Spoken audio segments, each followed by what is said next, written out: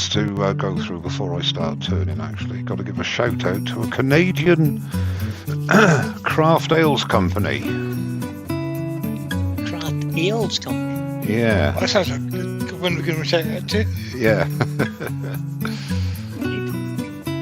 Current viewers 0. That's weird. What is That's that? not right. That's not right. It might just be updated. Yeah. Okay. I've got 67 on mine. Well, good evening and welcome to everybody. Before we go into saying good evening to everybody, could somebody just let me know that you can hear us, and then we won't have any. We've had a few technical problems. Basically, the Scotsman had a problem. The Scotsman. Oh, it's the Scotsman now, is it? Yeah, it's the Scotsman. Okay. There's a joke in there somewhere. As long as everybody can hear, we're not getting any feedback. That's good. Mr. Pooley. Right, I will say once again, good evening and welcome to everybody. And I'll run through the greetings quickly and then we'll get on. Mike, you, good evening and welcome. And Terry, of course, good evening to you. Pete Twisted Trees, I don't know who that is. Good evening to you. Mark Pritchard, good evening, Mark. And Brian, the Heartwood Turning, good evening. At last. Good evening to you, Jimmy. Yeah, Keith Jarvis, good evening. Dave Rothwell, good evening, Dave. How are you? Greetings to you, sir. And to Fee as well, of course, if she's watching. Keith Jarvis, I've said, good evening to you. Megan Lefborough. Megan, good evening to you. Michael McEwen, good evening to you, sir, and welcome. Lawrence, good evening to you. Andy Tlanetli, Shamai, good evening to you as well. And Michael McEwen, I think I might have said, but you can have two. Andy Tlanetli, good evening to you. Shamai to you too. Paul Hoyton, good evening. Welcome. Welcome, Keith Jarvis. And Dave Gatton, good evening to you. Michael McEwen, I think I've said hello. You've had two, so you won't get one next time. I think that's about it. Wood Dude, good evening to you. Mr. Dude, how are you? And welcome. Andy H, good evening. And welcome. Doug Miller, good evening. Oscar, good evening. And welcome. And Jennifer, good evening. Lady Jennifer, good evening. And welcome to you. I'm going close to the screen because my eyes aren't. I'm having eye surgery next week, so hopefully I'll be able to see properly. Or not. The laser on your left, Mike. Sorry? The laser's on your left. Laser? The laser. The left is on your left. Sorry, my hearing's going as well. Not very good, really. Terry Bartlett, good evening to you. Steve Fleming, good evening. I noticed Drew was there earlier on, or later on. Drew McEwen, my old mate Drew, good evening and welcome to you, Drew. Roger Mills, good evening and welcome. Dave Clark, welcome. G Parr, good evening and welcome. Rob CP, good evening and welcome. The man of the portrait. YV, good evening, YV. And if I've missed anybody out, please accept my apologies. But I shall leave it. Nigel Oram, good evening. Was that Boo? I wonder if Mike will be dressed up for Halloween. Boo, no. I'm always dressed up for Halloween. I always look as if I'm going to be Halloweened, I think. So It's a bit scary, anyway. Okay, and Martin Gentleton, good evening to you as well. And Mr. Pooley, my good old mate Chris Pooley, good evening to you, sir. And James Crawford, I think I've said hello to. Misfit, good evening. And everybody else, Byron Cranfield, good evening. Sounds okay, good. Left sounds like right. I've got my headphones on backwards. No, you must have, I haven't.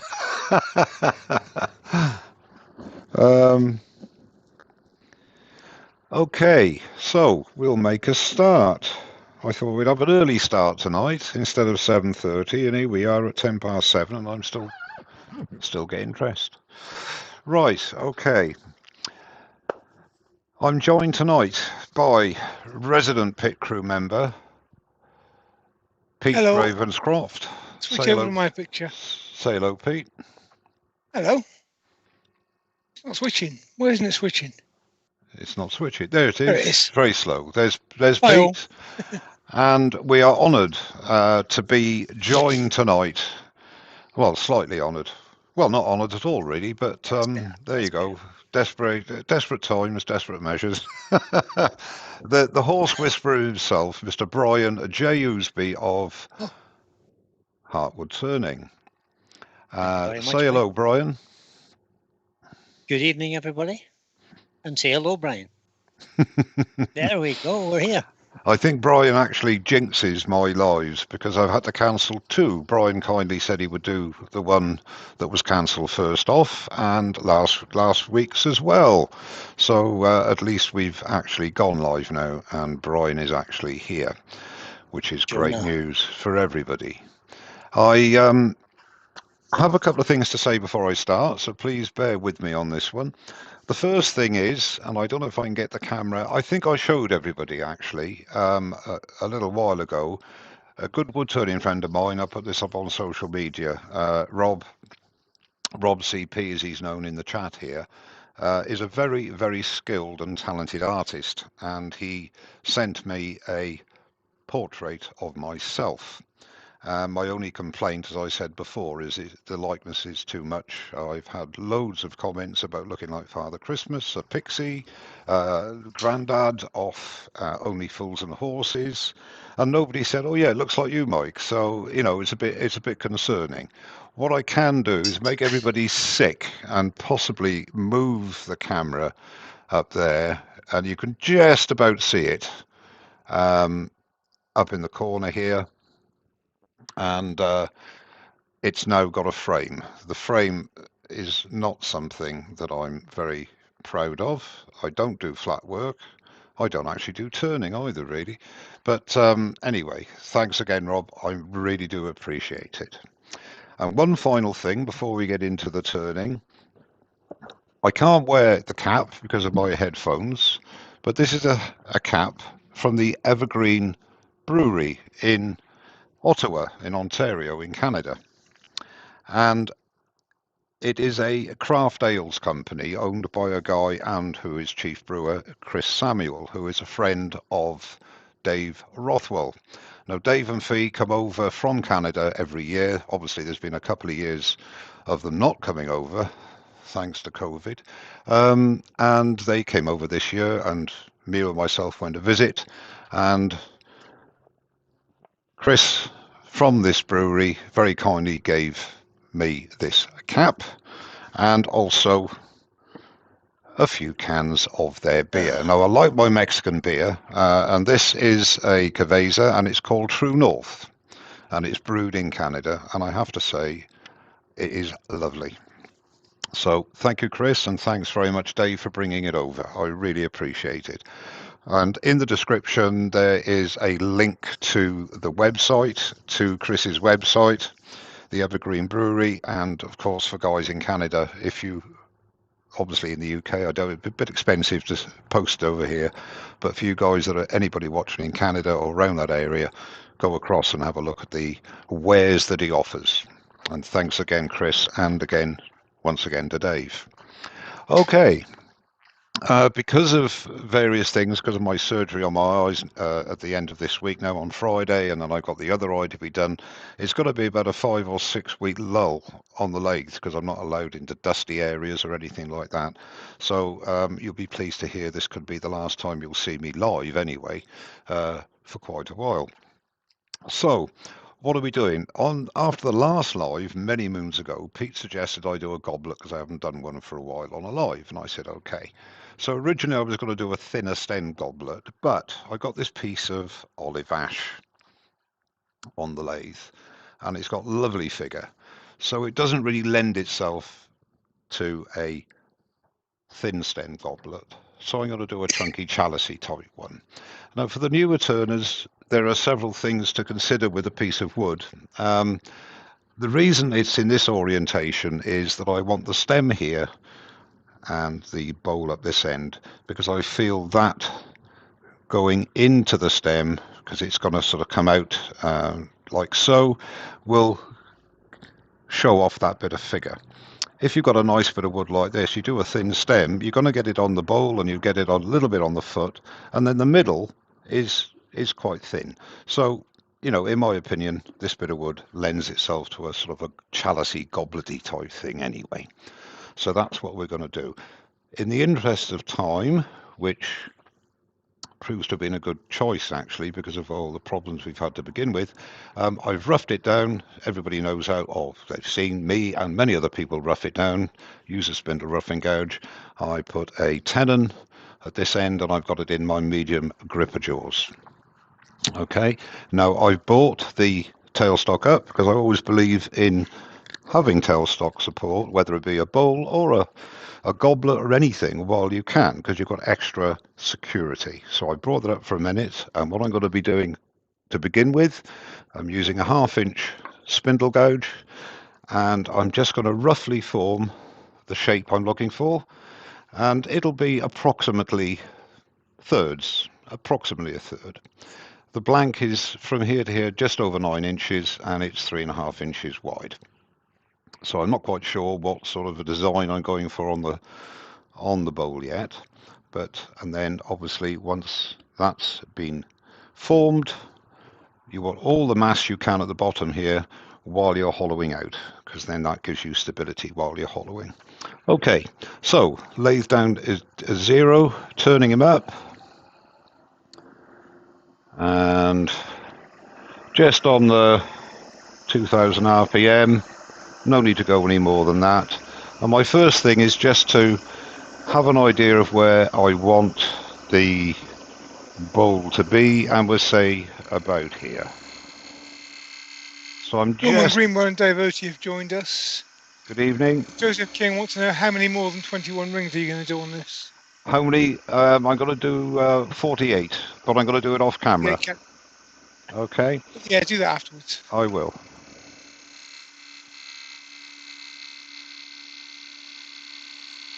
Carl Jacobson has joined us. Hello, Carl. So move a little bit of wood here just to give yourself a bit of clearance, but don't move too much away, because what you want to do, that could go up a little bit actually, what you want to do, as I say, is keep as much stability as you can ready for the hollowing process. So let's just...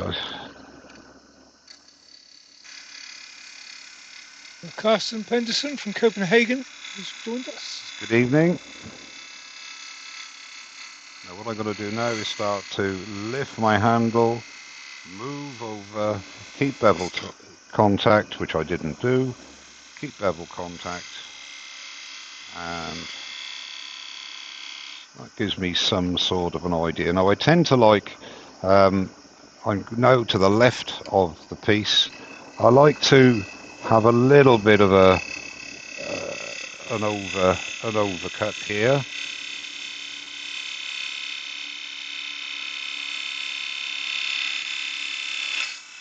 Just to give it a little bit of a character.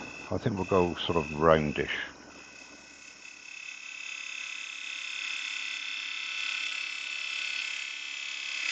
Just nice easy cuts. And then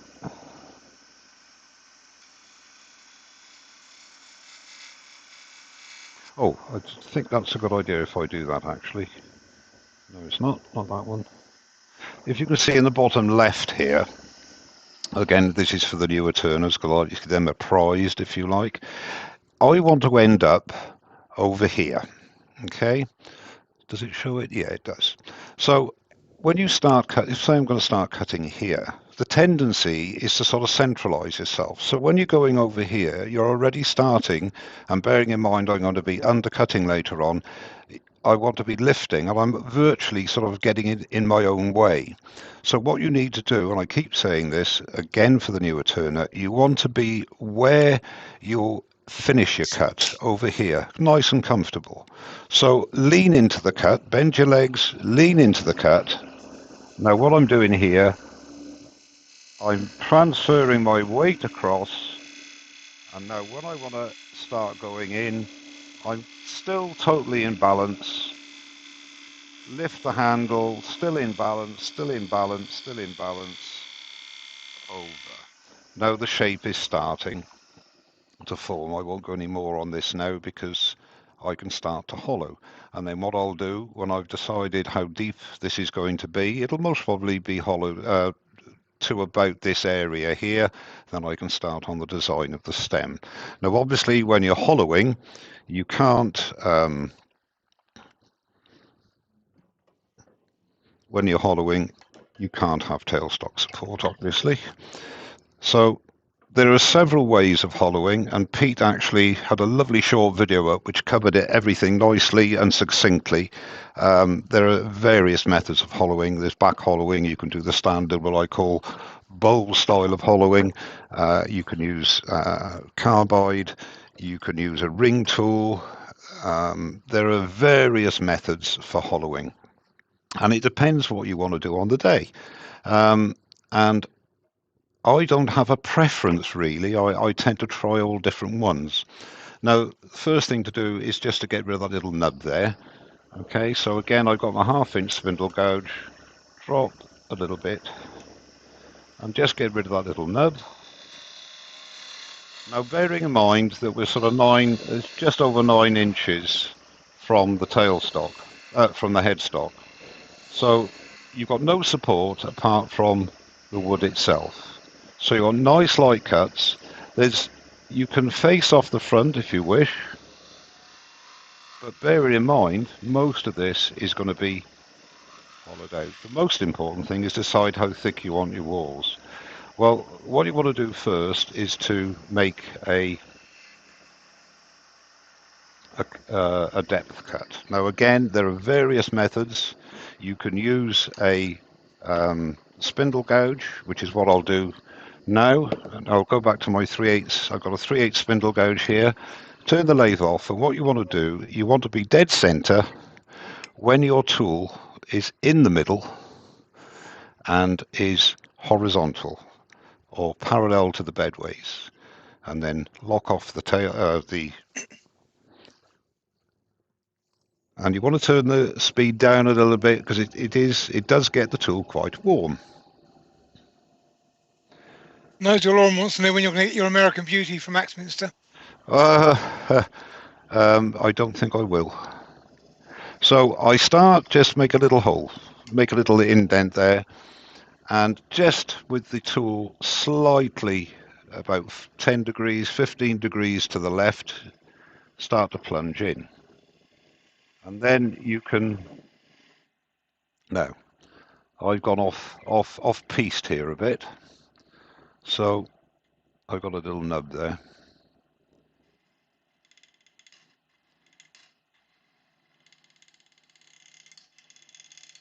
Usually your tool rest is a bit low. Yeah, I think it is.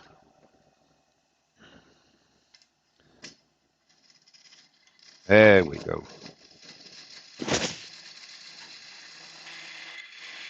So all I'm doing is push it in.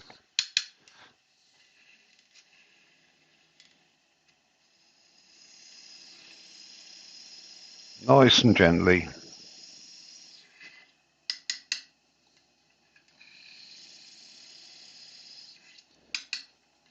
And you need to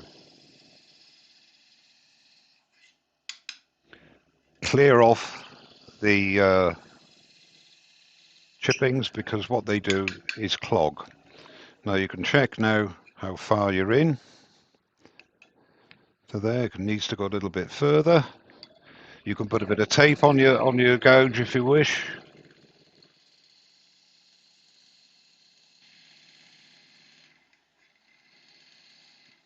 That'll do. And the main reason for doing this is that you're getting rid of the slow wood, and it gives you an opportunity then to start hollowing without having to worry about the dead wood in the middle. I'm now going back to my 1/2 inch spindle gouge, and we'll start off with a little bit of back hollowing. Again, you're using just to the left of the nose, and the important thing here, when you're doing it here, you can notice that resonance. That's because we're so far out from the tailstock, from the headstock. So you need increase the speed, and very light cuts.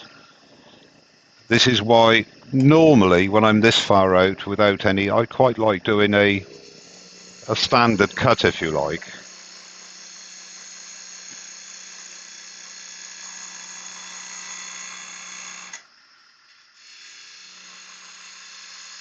All I'm doing is moving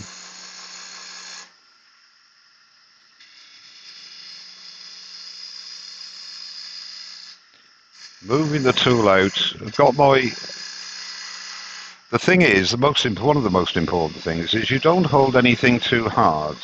If you get a slight catch, it's not going to cause any great problems.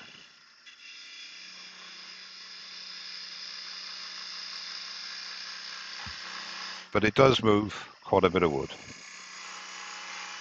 I could actually go up a little bit there. We've been joined by Robert Dolman. Robert, good evening to you and welcome.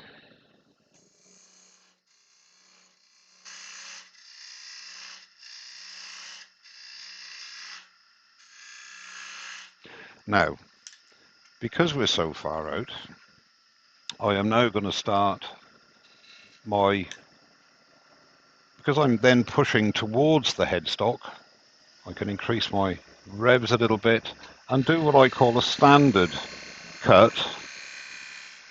Nice, easy cuts and going in.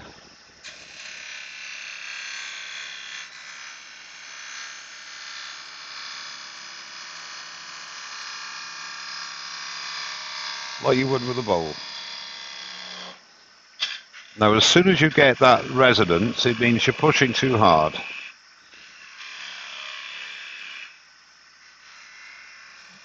Get your bevel.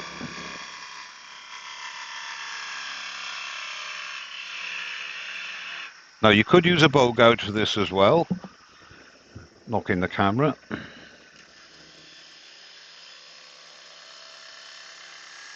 So I like to use a combination of both. I know it's a demo and we want to get things done as quick as possible, but as you know, we're not in a rush, we're not in a race.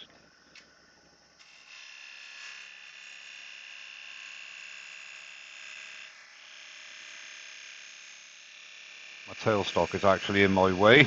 I would normally take the tailstock off or swivel the headstock.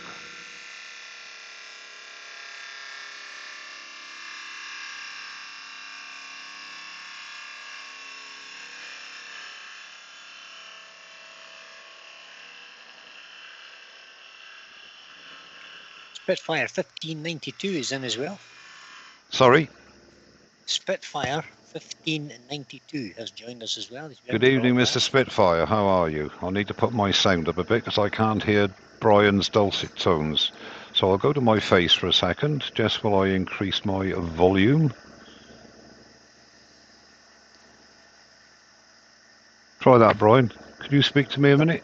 Speak to me. We have a question, Mike. God. Yes, just turn the light off. Just while you're stopped. A question? Mike, have you ever used the Koenig wood cream to waterproof the inside of goblets?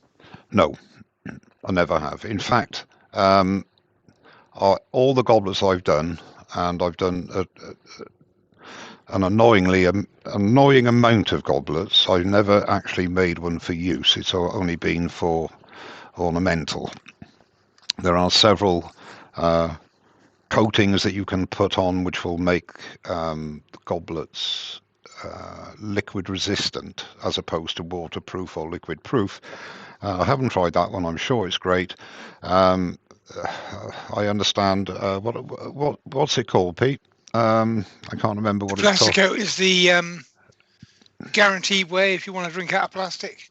Yeah, well, that's the thing. Everything proof. I don't mind saying this. This isn't a. I'm not plugging this for any reason. Martin brought this out, this citrus oil, and he actually did an experiment with it. I don't know how many coats he did, but it was when you put water in it in the bowl, it like just little bubbles around there. So it is water resistant when it's cured. after 3 or 4 coats, allowing it to cure. That is water resistant. It's got a very pleasant smell. There are many other oils and hard waxes that will be resistant. But I've never looked into it in great detail because it's not something that I've done, to be honest with I you. have made them with an oil finish for single purpose use, Yeah, because you can make them waterproof up to a point, or wine-proof, more to the point. right. But once they're washed up, anything you put on there is now being scrubbed in hot water, and it's not going to work a second time. No, that's the thing. I think with most of those things, if say for example you had wine in it, wine is going to stain eventually anyway. But I think even something like butcher's block oil will allow you to rinse something, rinse it out, but not to put it in the dishwasher or to give it a proper wash with suds, just to rinse in water. So I understand. But it's not something that I've done or looked into. I mean, you can use resin. I mean, some people have even said, I've said this before, they've done it with CA glue, Okay, but like Pete says, if you want to drink out of plastic, it sort of nullifies the benefit of drinking out of something that is of wood. So, I mean, they did it years ago. All the goblets were wood and that. It is basically, I should imagine, the sort of the build-up of the tannins and the acids and everything else makes it, to a point, resistant. It does. Okay. Terry's asking, what is the wood like to turn? It sounds hard. It is. Didn't I say what it was? I didn't, did I? I do apologise. It's olive ash, and it is. I mean, I've had this drying. Must be 8-9 years, I suppose. It is very dry. Yes. And Wood dude's asking, or he's saying that the Koenig is supposed to be permanent. If you look Oh, on right. the AWGB forum, Yes. somebody's put on there that it doesn't work. All right. They were using it as a cereal bowl, which is another daft use for a wooden bowl, really. Well, again, if you wash it up, then nothing's really going to take that. no. I think, to be honest with you, it's a bit like, say, can you use this? Is that food safe? 99% of finishes are food safe once they've cured, not when they're dry, but once they're completely cured. Because all the toxins and all the bits and bobs have evaporated.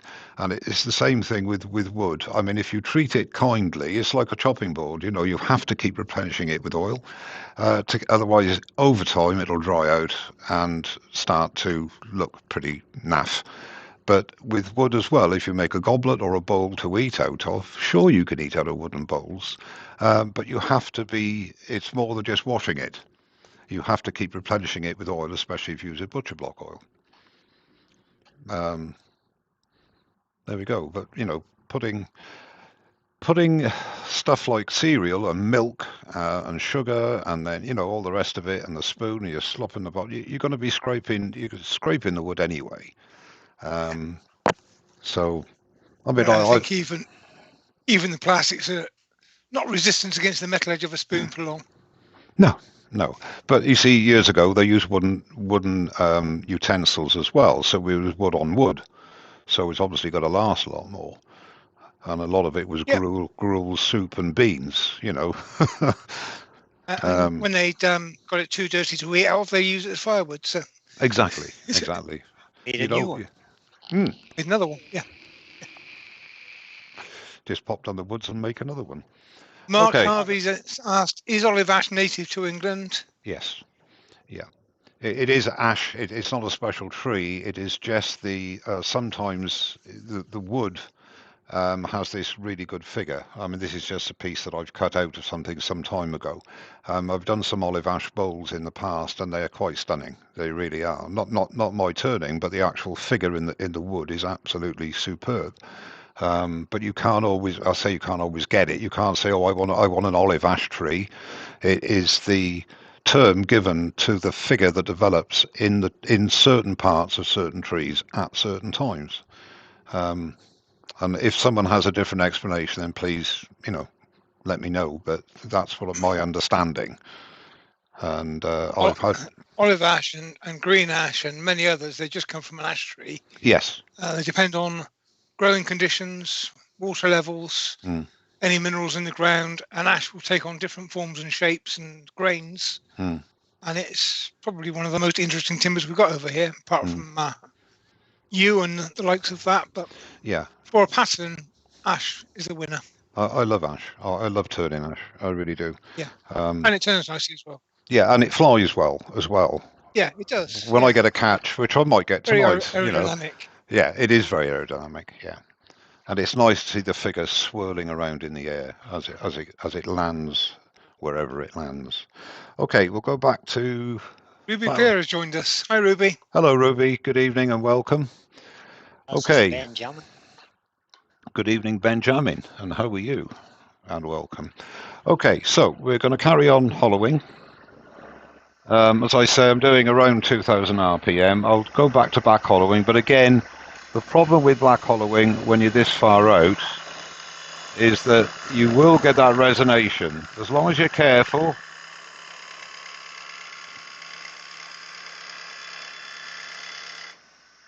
it's not a problem. All you're doing is using the left wing just to the left of the nose.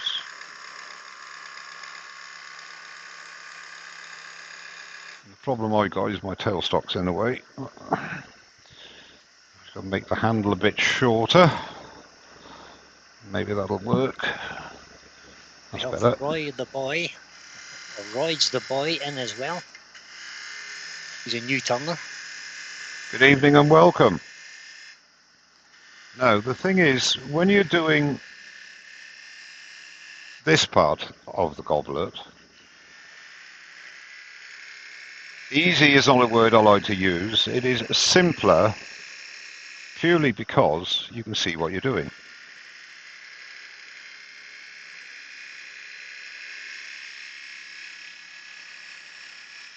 Now, when you get further down, I'm going to go to a push cut now. Again, the reason I'm favouring the push cut on this is because it's fairly far from the headstock, it stops me getting resonance. But again, you have to be wary that you don't want to get a catch if you can help it, obviously. Now I can lengthen it a bit now.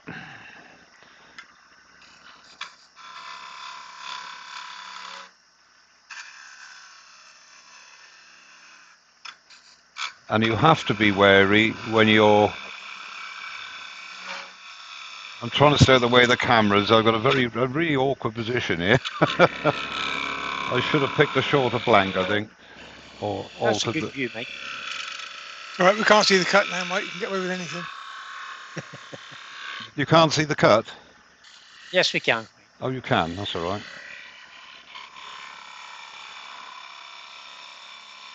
So Jeff Goodson is saying that the ash trees are dying in Yes. the southeastern of the US. Well, they are here as well, Jeff. Called ash dieback. Yeah, I think it's a problem worldwide. It is. But there are some trees that are resistant. So in a row of about 15 or 20 trees I have, Yeah, there are half a dozen that are not showing no signs of it, it's weird, isn't it? which is good. Yeah, the problem I've got, well, it's not a problem.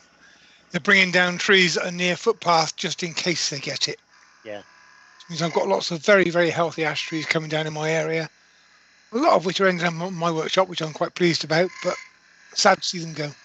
Yeah. So Glenn from Yorkshire Gret is in. Ruby Claire said, why are you cutting against the grain, Mike? Why am I back hollowing? It's end grain. I don't know so much. I mean, I've back hollowing is something I've always done. I'm doing a mixture of back hollowing or push cutting and pull cutting, basically.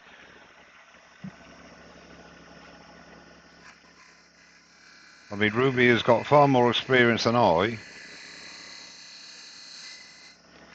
but I've never had a problem using either, and I get a relatively good finish. You back hollow quite a bit, Pete, don't you? I do quite a bit. At the end of the day, it's mostly waste material you're taking out anyway. It's only the last couple of masses. Yeah. Now that resonance. So there's a question there from Johnny G's DIY. It says, is there a chance you could speak of your favourite gouge, carbide or regular? Sorry, say that again, Brian. Is there a chance you could speak about your favourite gouge, or carbide or regular? Carbide I only use for hollowing. I never turn with carbide. Not that there's anything wrong with turning with carbide. My favourite tool, I've got two actually. One is my bowl gouge, either the 1/2 inch or the 3/8. I do like my bowl gouge.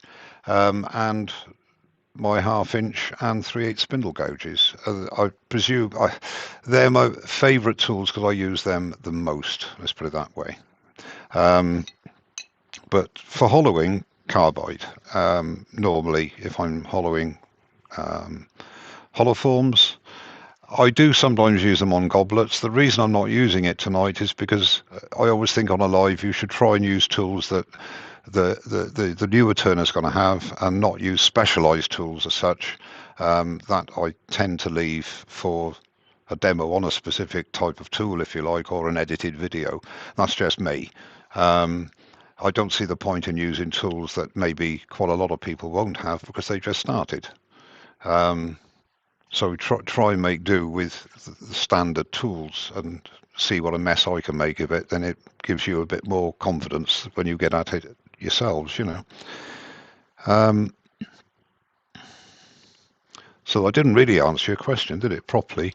But what I will say is that those are my 4 favourite tools, if you like. But I do like all my other tools as well, when they're needed and when I use them. Does that answer your question? Hopefully it does. Okay. Mike's favourite is really the 2-inch skew, but he won't say that. 2-inch skew. I could hollow this with a skew if you like. I'd like to see that.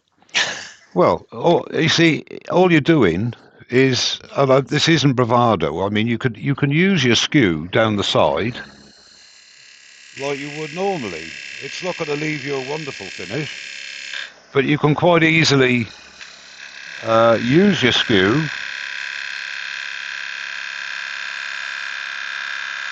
to do a certain amount of hollowing. And actually, I don't know if the camera will pick that up. The finish there isn't too bad. I got a nice little step there now, but you can do that. But I don't see the point. I always laugh like using it as a negative rate scraper. It's yeah, exactly. Scraping is never a good plan. The only time I like when you don't have a lot of space to correct it. Exactly. What I tend to do, what I will do, I like my negative rate scrapers, as most people know. And what I tend to do is to finish off the inside of the wall negative rake.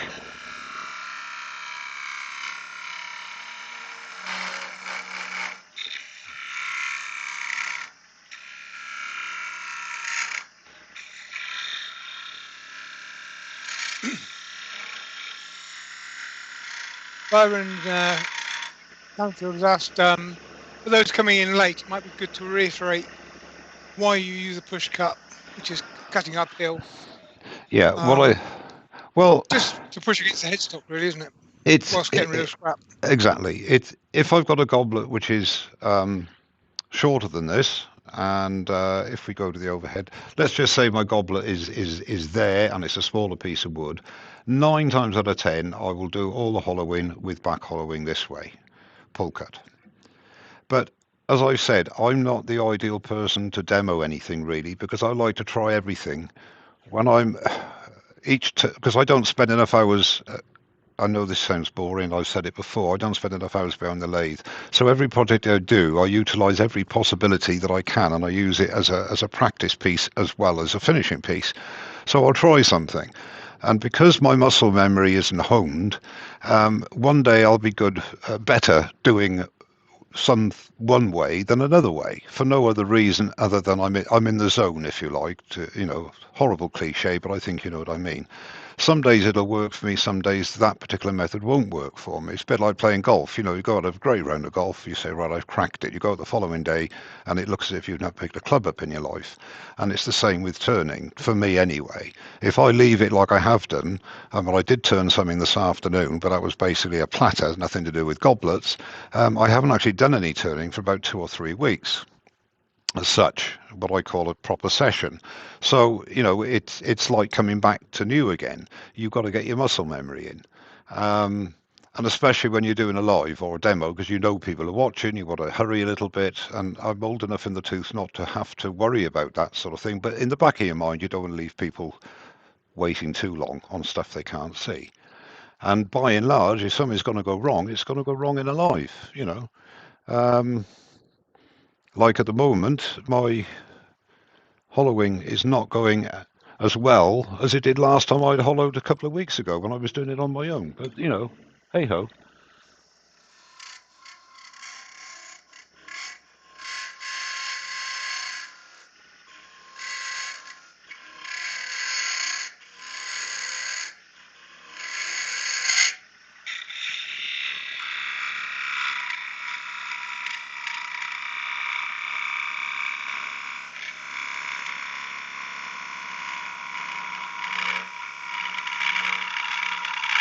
So the main problem here, hollowing that far, this is a 45-degree gouge, and it's quite a steep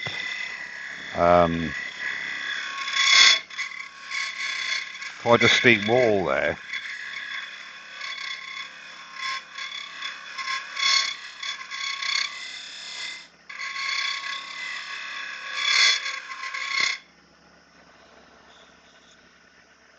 Don't quite know why that's happening.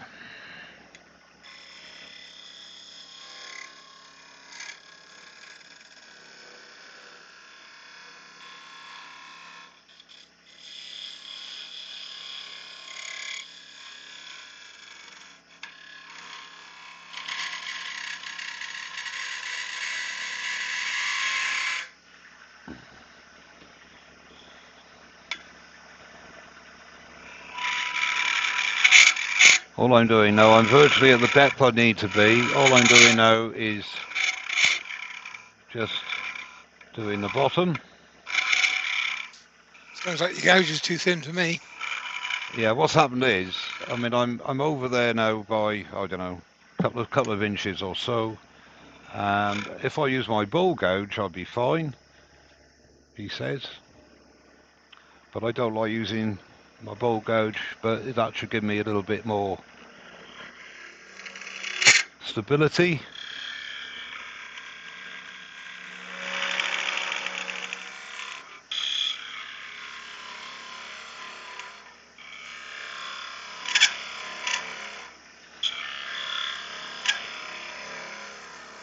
And again, as a newer turner, never be afraid to say, oh, that's not working, let's try something else.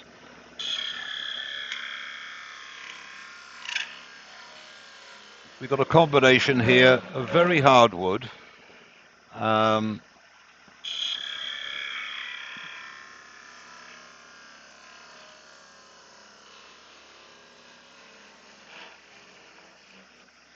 That's it. Okay, I'm now at my depth. Oh, let's have a look.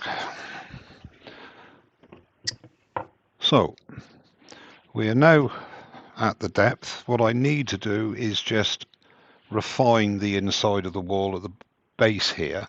Now, what I tend to like to do is to use my old negative rake scraper. And this is a 35-35. Now, that gives me an opportunity to smooth up the walls and do any refining in here.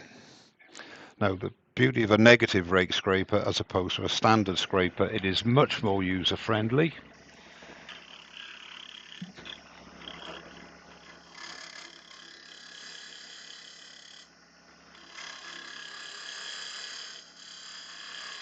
Benjamin said, Mike, do you have the Sorby multi-tip hollowing tool?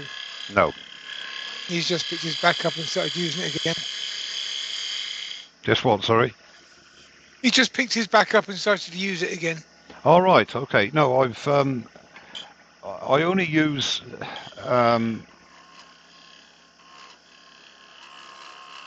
carbides, Simon Hope's carbides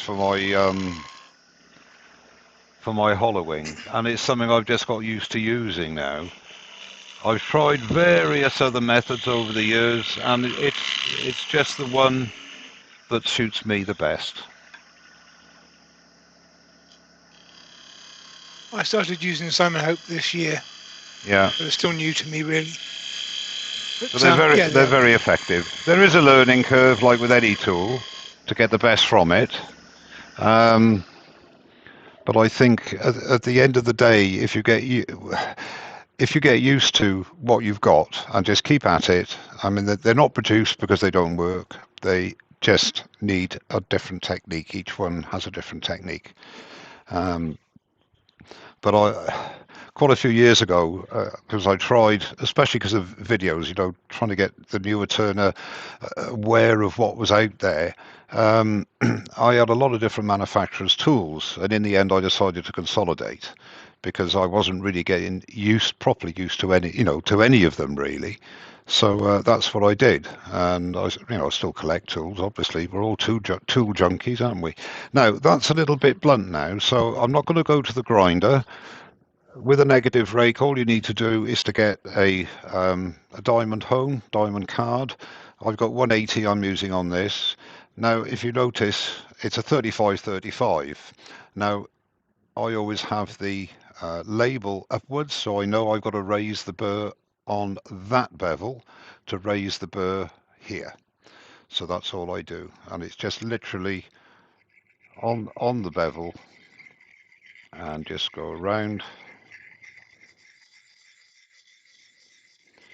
I normally Ruby bought a lot of exotics at the auction, the SOT auction.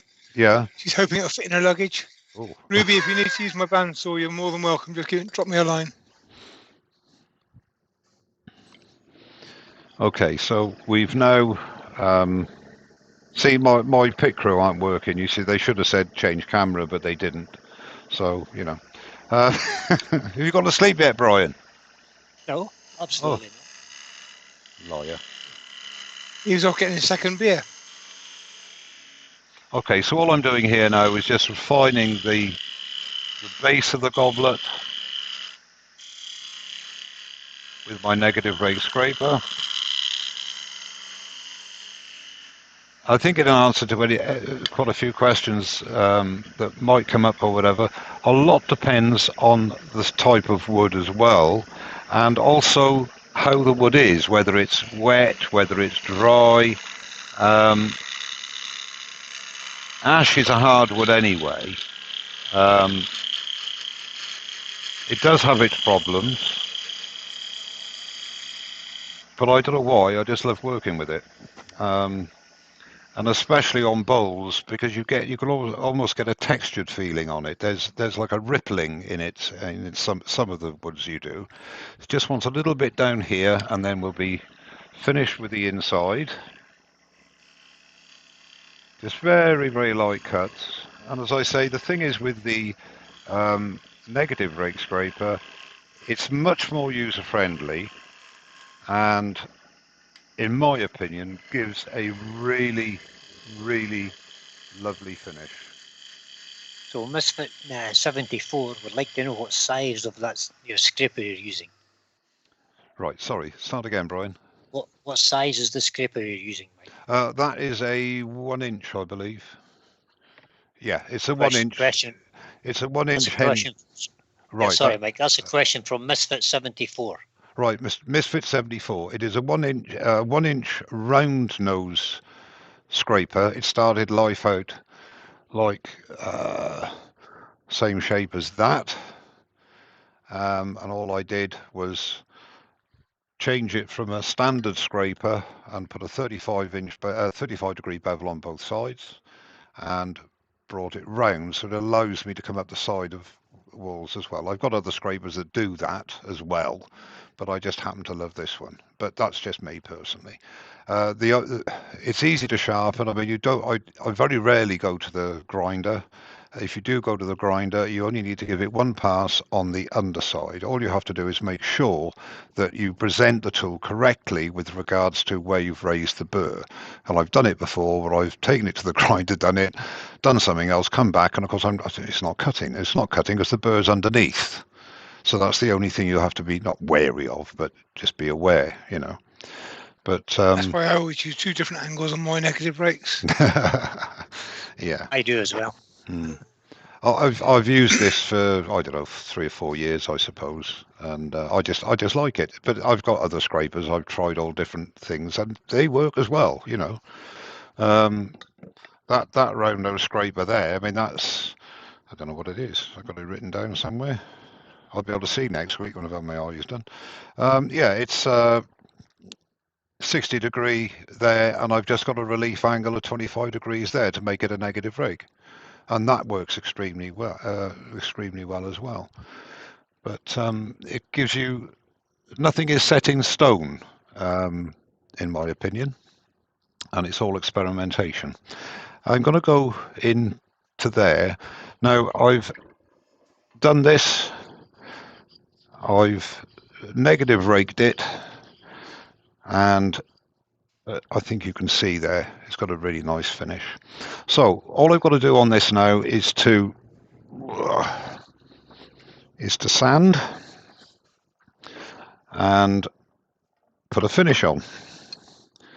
So that is now something, again, this is not a it's something I found quite recently, actually.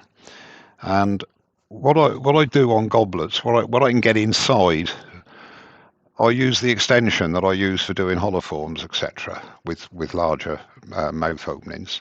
It gives me a lot of control. I can put it in the drill, I can turn it, I can do that because that's nice and slick steel, and it means that I don't get any radial lines. So that's what I'm going to be doing. It's for no other reason other than it's something that I started doing, and I quite like using it. Okay, so Alex of Wood and Things says he started making a chalice last week. Not sure what type of wood, but horrendous tear out at the bottom. Bottom of the bowl. Use the bowl gouge to hollow out. And I think either your angle is too steep and you're not getting the tool in there properly, or possibly you're pushing too hard and going with a push cut. And you should be using a pull cut on the last bit and cutting from the inside out. Was that a goblet? Probably. Yeah. Yeah. That is. I can assure you, although I can stick the camera in there with a light, there is no tear out, and it's not because I'm clever.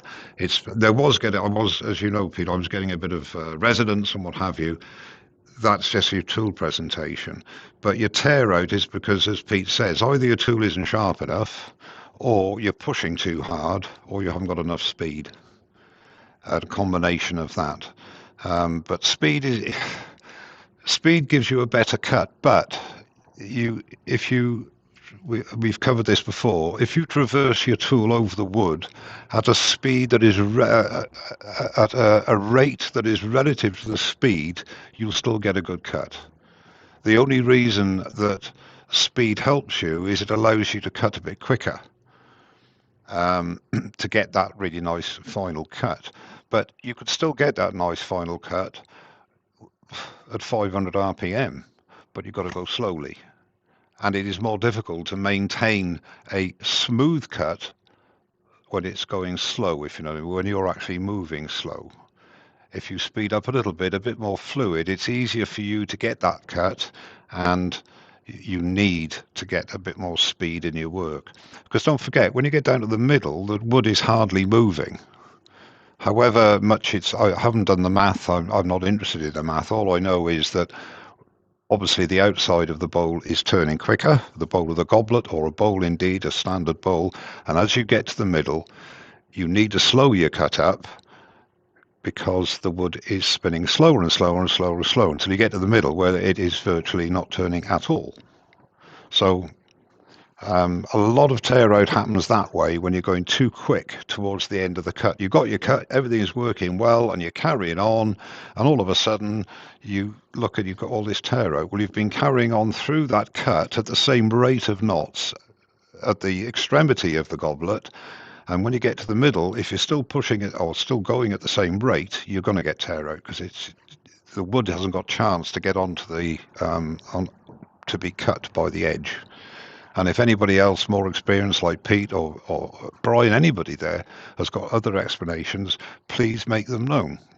That is my Misfit 74 take put on in it. the chat that some people use a bit of oil before the final cuts. Personally, I don't, but I have seen it done. Yeah. I don't think it's necessary, and this sounds very hoity-toity. If your tool presentation, your tool is sharp, you're presenting the tool correctly, and the speed is correct for the speed at which you're going through the wood, you shouldn't need any additives to get a smooth cut. You will get that cut if you're cutting it right. That's all I can really say. I think what Mike said about the middle bit, although it's still spinning at 2,000 RPM, it ain't moving very far. No. So you need to be moving much slower at that point. And in a chalice or a goblet, it's quite a sharp point at the bottom. I mean, whatever shape you do, it's a very small bowl. It is. So from about halfway down, really, you kind of need to be going very slowly with the tool movement to allow enough wood to travel over the blade before you move it. Yeah. Brian? Yes. You turn a lot of bowls, and I know you're going to say, oh, I haven't been turning long, but you are a very accomplished turner in the short time that you've been turning. And have you anything to add to that? I mean, would you agree that, you have to slow down as you go down to the middle of the bowl, otherwise you're going to get tear out? Yeah, absolutely do. I had a lesson with Martin, and that was one of the first things he told me was to start the cut and slow it down as you get towards the middle. From the halfway point, if you come up in the arc and then come back down towards the center of the bowl, slow your cut way down to match the speed of the bowl. Yeah. So as Pete just said, you get the right amount of travel and wood coming over the tool as you do at the edge. Yeah, that's right. And it does make a big difference. Yeah. My suggestion always is to the newer turner is to try something on a spare bit of wood and watch what happens. Watch what you're doing. When everything is running, it's like on a goblet, like anything. And I've, as I say, turned a lot of goblets. I haven't turned much lately on that. But the point I'm making is that you could be turning things and you have this basic instinct, if you like, of what you know you should do. It doesn't mean to say you always do it. But the difference between a turner with more experience in terms of time and the less experienced is that if you make a mistake, something isn't going right, you have many options to consider to rectify that problem. When you're new to the trade, to the game, you haven't got that experience to say, well, I know what I'm doing, I'm falling off the bevel, or I'm not swinging my body around quick enough, the tool isn't coming around if it's a bowl, that's why I'm getting judgered on the bowl. There are so many different factors that come with experience. We know what we should be doing, and I hasten to add, it doesn't mean to say you always do it, but if you make a mistake, you have a good chance of knowing what you're doing wrong. And the worst thing with the newer turner is, and I've been guilty of myself not being a new turner, you know you've gone off the cut. And yet, instead of stopping the lathe and starting again, you boldly carry on and try and rectify it. And that's when problems go. I mean, if you've got a lot of juddering, I don't just mean fall off the cut a bit. You get a lot of juddering, so you start putting more pressure on the tool. You start going into the wood like this. It's a recipe for disaster. And again, the old cliche, don't ask me how I know, because it's happened to me many times years ago. I get catches now. Everybody gets catches, but because I don't hold onto the tool for grim death, those catches are far less prevalent than they were years ago. Because it was almost like if I got a catch, that tool wasn't moving at all. So the wood's got to give. But what happens now if I get a catch? The tool moves. I mean, you still can, blow your piece up, obviously, but it's not such a shock, if you like, to the system because I'm holding everything a lot less tightly than I used to. And it's if I use the skew chisel, I've got to keep telling myself, loosen your grip, loosen your grip. You get a catch with a skew chisel and you're holding it correctly, yeah, you'll get a catch, but it's not going to, it's not going to do that to you because there's no resistance. It's just the weight of the tool. But again, very easy to say, not always easy to do. Ruby has added something into the mix there. Ruby's put a comment in. She says a secondary bevel helps the cut. So yes, it does indeed. Relief bevel. Yeah. Gives you a shorter actual bevel that you're got to deal with. Yeah. And it stops the back of the bevel damaging the wood behind the cut. Yeah. And especially in a tight curve. Yeah. I'd agree there. However, Mark would say, because he used one of mine the other week, that you need to know what the bevel is. If you're using a secondary bevel that somebody else has made, and you've only got a 4mm bevel, you need to know that in advance. Yes, because you've got a very small cutting edge. Yes. I think Cindy Drozder, I mean, she literally has about 2 or 3 mil of cutting edge. Yeah. Whatever bevel, I can't remember, 30 degrees or whatever for her spindle gouge, for her finials. But then she's got a relief bevel of about 20 degrees. Takes the actual bevel down to about 1mm on some of hers. But yeah. She is very fine work in a very small area. But it means that you can get in almost like, well, better than a skew even, into those tight corners. Right, I better carry on, I think, otherwise we're not going to get this done. So what I'm going to do is to... camera. I can see this is going to happen. Which camera do I need? I don't want that one. No. If I put that down a bit. There we are. That's not too bad, is it?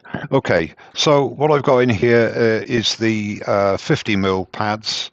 I'm starting off with 180, and the speed of the lathe, I've got to be putting the extractor on. I would normally wear a respirator, as you all know. Okay, so I'm using the drill. Speed of the lathe is around 700-800 RPM. I can hold the shaft quite easily. I could actually zoom out a bit here. Just so you can see. And literally go in under here. And I'm just moving, using my hand as a fulcrum. And go in. And the good thing about this is you get right to the bottom. And you've got no hands, no fingers, no nothing. And it's something I did purely by chance one day. And when I do a goblet, I can get in. That's how I'll do it. And the beauty of it is that you get no radial marks. So go 120 to 40. Just blow that out. Lionel joined us, and the other earworm tonight is Brian. Lionel. Hi, Lionel. Yeah, Brian of Heartwood Turning. I think my comment to you, Brian, of me calling you the horse whisperer hasn't really taken off, but as far as I'm concerned, you're the horse whisperer. Yep. Thanks, mate. That's my pleasure, mate. And Philip J said, don't question, but what is a secondary bevel? Okay. Philip, basically, if you grind the heel of your tool away, so that it's out of the way of the cut, you make your bevel shorter, and you allow yourself, as Ruby said, it's more of a sports car than a transport. Now, sports cars are good in wood turning. I have my skews at a fairly steep angle or shallow angle, whichever, 15 degrees for my skews. been trying to persuade the other guys that I talk to regularly to get their skews down the same. Yeah, no. Because it handles better, it turns quicker, it moves faster. Trouble with the sports car, it also gets into the ditch quicker if you do it wrong. If you take the heel off your tool, shorten the bevel, you have much more flexibility in the cut, much more movement in the cut. But it is a shorter bevel, so you can fall off it quicker as well. I quite like Rob's comment. He says, I get a canny finish with sandpaper. Nothing wrong with that, mate. The thing Right, is, Rob, if you use a bent screwdriver, it doesn't matter. Our Steve Jones, he turned the whole thing with an axe, didn't he? An axe head. Steve Jones could turn something with a kipper, I suspect. I think he could, especially the kippers I've eaten. Okay, so I'm putting some sanding sealer on now. And Philip, there are no dumb questions, by the way. No, I couldn't agree more. It is dumb not to ask the question. That's in my opinion. But then I didn't do, you know what, all this talking, and I didn't actually turn the edge. See? Buzz made a good point. 40+ years turning, I've never had my fingers inside the project on sanding. Always use a sanding stick or drill pad. Good. Excellent. When you hang fingers into a small hole that's spinning fast is a bad idea. I don't know if Dave Prout's in here, but I believe he might be. He will tell you that he did just that the other week and caught his finger rather badly. No, the thing is, you mustn't lose your bevel.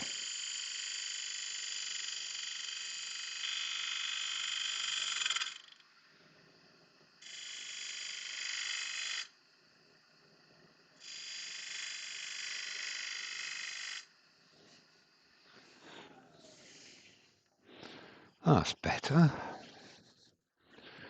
Okay, so a little bit of sanding again. Council was asked, sanding sealer, DNA or lacquer based?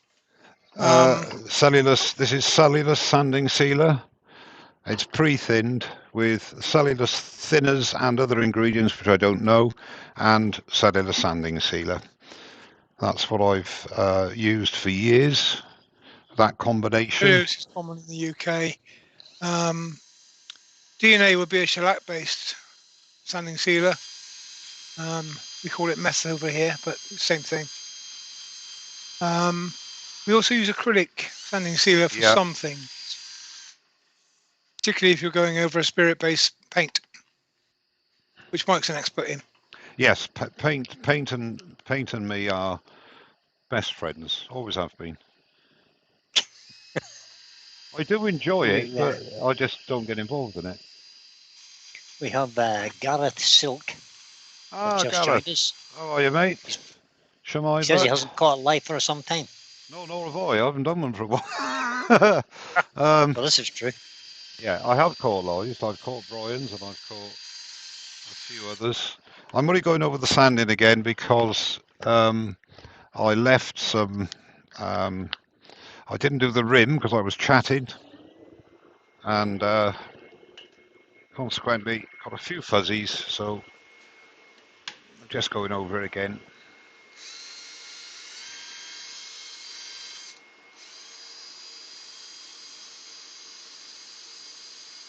Now the reason I like to get the inside done, I mean the walls are going to come down a bit, I'm going to be doing that on the outside. Get the final finish. Another thing you should do is never put your fingers in when it's spinning.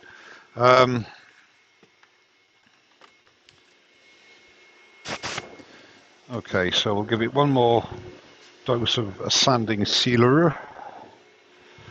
So we cover the edge. I like to get the inside done because then I can bring up support in whatever form you want to bring support up in, whether it be a tennis ball, a cone or whatever, just to give you that support like your tailstock would if you brought your tailstock up. And as I say... Dewey Shed has popped in to see us. Who? Sorry? Dewey Shed. Ah, Dewey. Hello, mate. Good evening to you and welcome. Okay, so let this... 146 watching, Mike. Okay. Thank you very much. I'm very... And Our good friend Mick Honoured. Stratton's being cheeky again, Mike. Oh, Mick Stratton, he might be your good friend. He's no friend of mine. All right, Mick. Good evening to you, young man. How are you, young man? There's a laugh in it. I'm not changing Yeah, the. indeed. Oh, here you are. Look, no, this is live. Okay. I just went to get another kitchen roll out of my cupboard. Can you see The that? mice have had it. Mr. Mouse has had a go at that. You got mice. I'm living where we do. Oh, Christ, he's had a go at all of them, little bugger. Only there's one. I'll have to get the old poison out again. Yeah, living where we do get visits, especially in the winter, because they come in from the fields and they say, "Oh, look, there's a light over there. We'll pop in there and have a bit to eat." And I don't like killing them because they smell, but the old poison will go down tomorrow and they'll all be gone, only to come back another day. Right, let's have a quick. Just let the standing sealer go off. Jay's Wood Turning has joined us from Minnesota. Hello, Jay. How are you? And welcome. Would be good to get this finished tonight, wouldn't it? This gobby. So Spitfire has said, just to add a bit of woe to your misery, the mice are using that towel for bedding. Yes, I know. That's yeah. So you get the poison down, Mike. Oh, it's very cruel, I know, but unfortunately, it's got to be done. Okay, so Yorkshire Grit, and again, Jay's Wood Turning has joined us from Minnesota. Hello, Jay. What, twice? Hello, Jay. Is that your brother that's come? You're not listening, Pete. I tell you what, Brian. Missed that one. Brian, you see what I got to Yes, put up mate. with. You see what I got to put up mate, with, mate. Yeah, it's not easy. Well, you've been yammering on so long. I've had to open my second beer. Yeah. I tell you what, I make no apologies to anybody for talking as much as I do, because I genuinely, if I can garner some response from my pit crew and indeed in the chat for the newer turner, that's what it's all about. I'm one of these that wasn't put on this earth to demonstrate. I was here to tell people what not to do. Give them advice about what not to do. And if someone has a question, even if I'm doing a very intricate piece, stop, ask a question. Don't forget it. Okay, now the reason for putting Yorkshire Grit on is two reasons. Number one, it gives a good surface for the wax, and number two, it cuts down on your sanding, which, okay, it doesn't take that much longer. In fact, I think if you go through all the grits, it most probably takes longer to sand past 240, because the damage starts on your lungs if you haven't got proper extraction, is the airborne particles. And once you get above 320, 400, that's where you get the very fine dust. And you notice I haven't got my extractor on now because there's no need. So there is a big advantage, apart from getting rid of very small scratches, because it is basically an abrasive paste. And what you're doing is breaking that abrasive down like sanding. But you Liquid haven't. sandpaper, the man told me. So yeah, basically that's what it is. Mind you, Glyn is full of all these wonderful little sayings. I know. He doesn't really know what he's talking about, to be honest with you. Okay, and just increase the speed a bit. And when it's Joseph done. said, "Is this thing not finished yet?" Who said that? Joseph. Oh, Joseph. Yeah, I'll tell you what, Joseph, go back to sleep, mate. I had the great misfortune of meeting Joseph at Baker Central.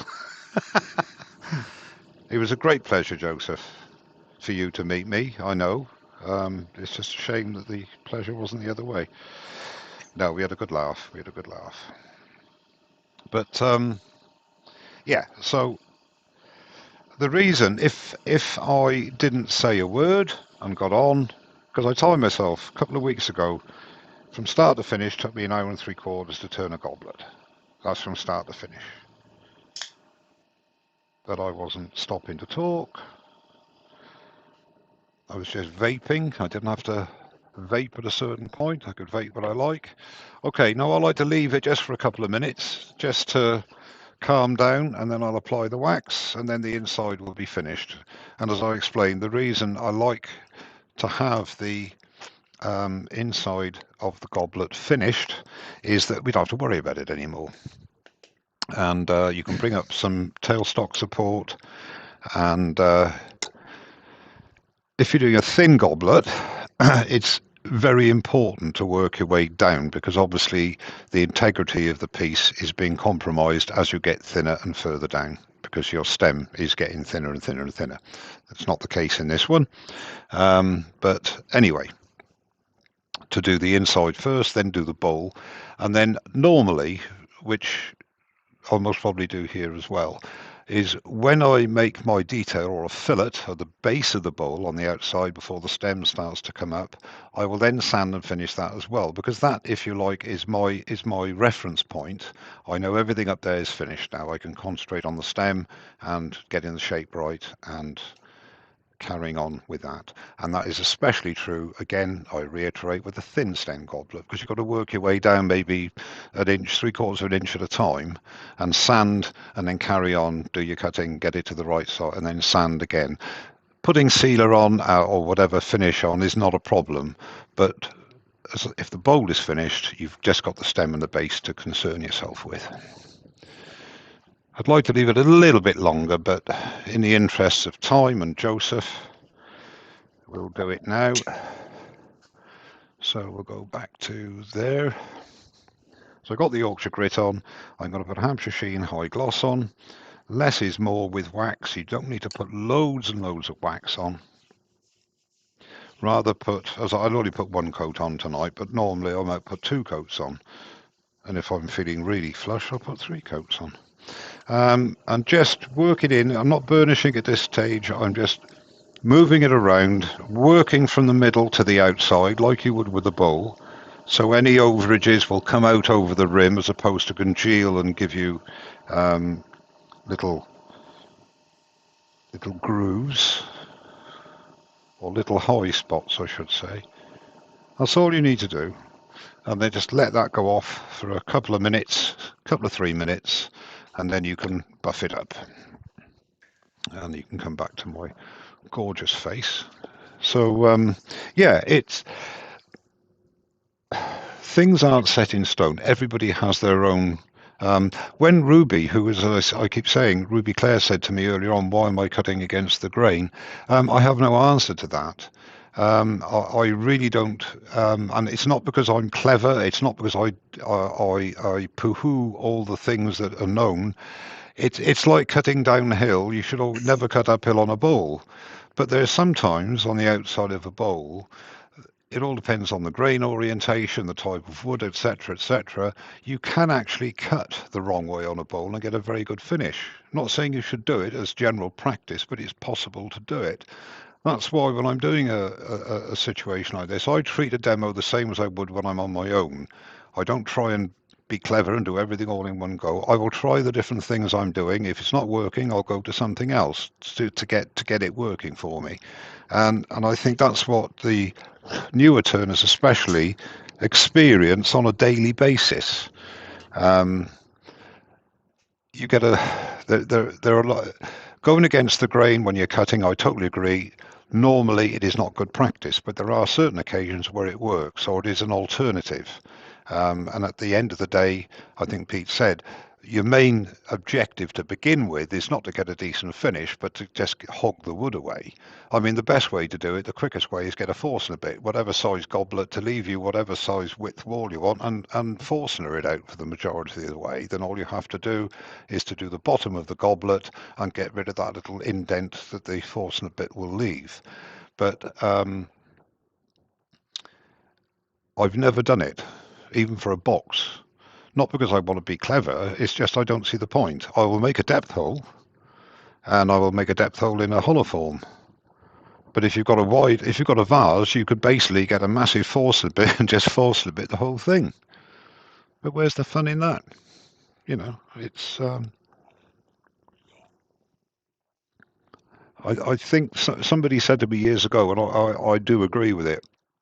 Every project is a learning experience, and it is practice, which it is. If you're doing production turning and you've got to get stuff out super quick to make money, put food on the table, pay the mortgage, that's a different kettle of fish. Then you have to hone. Everything's down to time, quality and time. It's no good doing it quickly or badly. You've got to do it well and quickly. And that's why these pro turners, they are, in my opinion, way up there, because they hone their skills. And demonstrators too. I mean, when if somebody makes a living out of demonstrating, they don't just do what I do, have their dinner, come out and do a demo. They practice that particular piece maybe 2 or 3 weeks prior to the demo they're doing, wherever they're doing it, to actually get it down to a fine art, which is what it's all about. But I'm just a normal person. Well, no, that's true. That is actually a contradiction in terms. Okay, so again, I'd like to leave it a little bit longer, but we can't because Joseph will start moaning.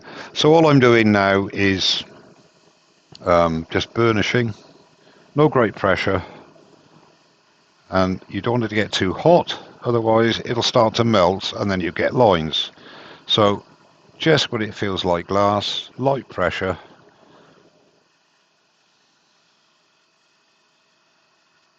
There you go, and it's done. Lovely shine, lovely finish, job done.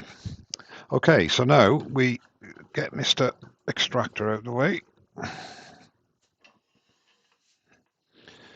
And now we go back to overrid. Overrid. Have I moved that? No, I haven't. No, the picture's okay, mate. Is that one all right? Yep. Yep. Okay. Yep, it's good. Okay, so now we're going to say the refining stage. What we're doing now is finishing the outside. Now, what I said before, and I totally forgot about, while I can, I mean, it's not really important on here, but it serves to show what can be done. Yeah, that's fine. I'm very lucky here that I've got a one-way system as well as a couple of others. Somebody very kindly sent me this many years ago, a one-way live center, and it is a brilliant bit of kit. So I use that, or the rubber chucky one, or ones I've made myself, or just bring up your That's impoverished turners. We just cut a cone, a piece of wood, and yeah, well, yeah, I've got that. I've cut those as well. Yeah.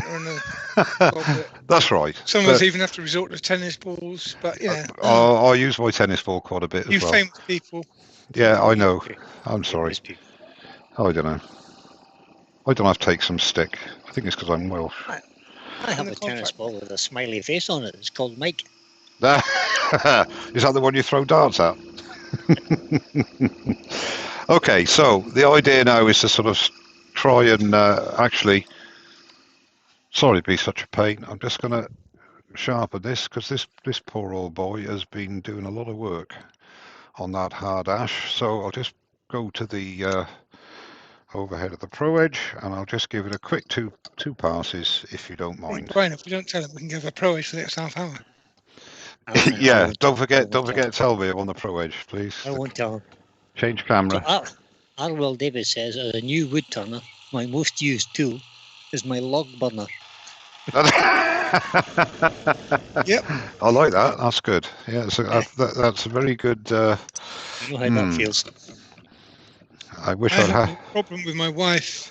If I take in a piece that I really don't like, and she sees it, she claims it, keeps it. So I have a burning pit outside my workshop, and if I don't like it, it doesn't ever get to the house. It gets to the burn pit. Gets to the burning pit, it goes no further. That sounds like a good policy. Okay.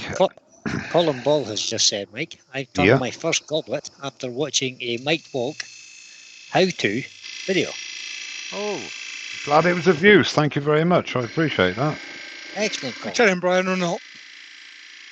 Yeah, we'll tell him there. Change the camera, Mike. Right, you're on camera, mate. Thank you. That's why I've got a pit crew. What I'm doing now is just taking away a bit of dead wood. Where's the drop that today? And I'm going to start finishing off the goblet shape at the base. Taking rather large cuts, but it's just getting rid of wood.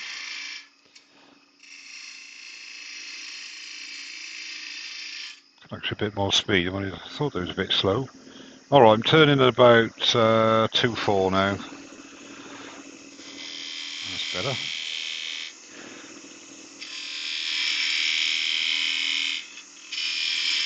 Brent Beecroft has put in the chat, I'm here but not in the chat. I think there's a Okay. discrepancy with that comment. Hi Brent.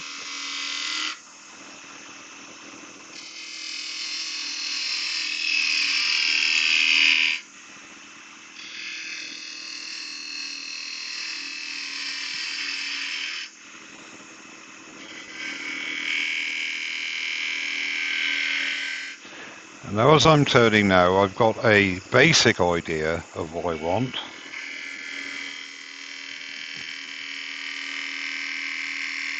And if I'm very lucky, I might get somewhere near it.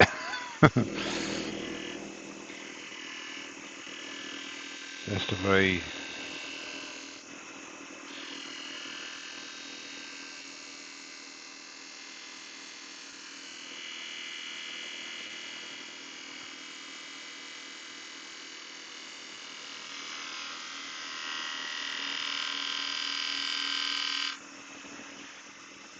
No, because it's going to be a chunky goblet, I don't want anything to be too fine on it.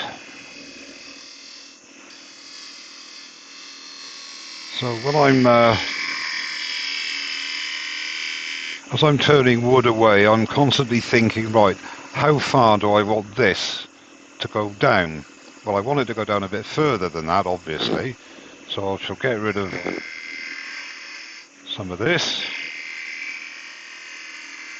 But I don't want to go too thin because it's going to be have a concave aspect to the stem. Now, it does show. Again, I know I'm going on about this for the newer turner.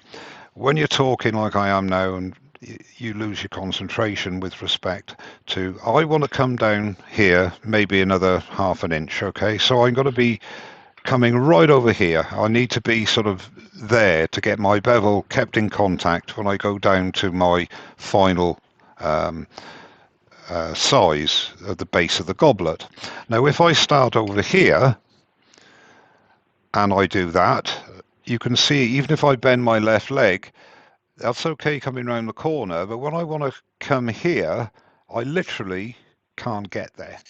So I need to be here at the end. Right, this is where I want to be, and then I can start my cut. I can keep a bent leg here, straight leg, and then bend my left leg. So I'm moving my body as well, so I can get around there without too much trouble. So back again. So I'm now in my comfortable position at the end of the cut. So what I want to do here, we'll go down a bit more. And then we'll pick up the cut here.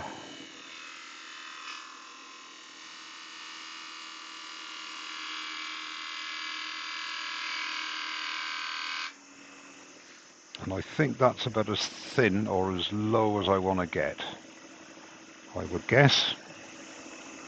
Yeah, I think that's about right. So now it's a case again of moving wood away and finding the level I want to start my stem.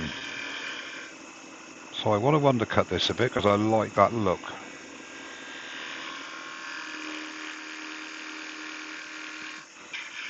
Get rid of the wood there.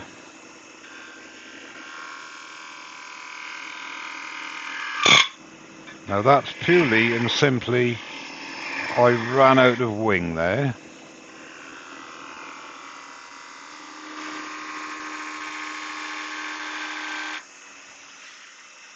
Stand back and have a look. I think for the size of goblet, that's just about right. What do you reckon, Pete, Brian? Yes or Yep. no? Could it go down a bit further? Go down a bit further. Yeah, I think you're going for a concave stem, basically, aren't you? Yeah, the stem's sort of That's about coming in. Yeah, I just make that a little bit finer. So now I've got my spindle gouge, the 40-degree spindle gouge, just to go in here. And then again using it right in the bevel. Can't do it, it's not big enough. Mr. Skew. So bring out Mr. Skew, and what we need to do is just ride the bevel. I'm using the point.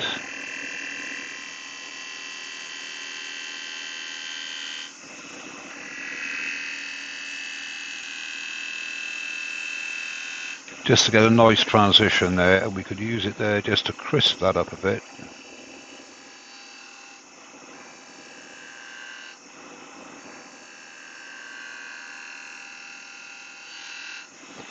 There. Yeah, happy with that. So you use whatever tool is at your disposal for the job that you have to do. Okay, I think that's just about right there for the stem. We'll go a little bit thinner there, no doubt. So now it's a case of bringing the stem down.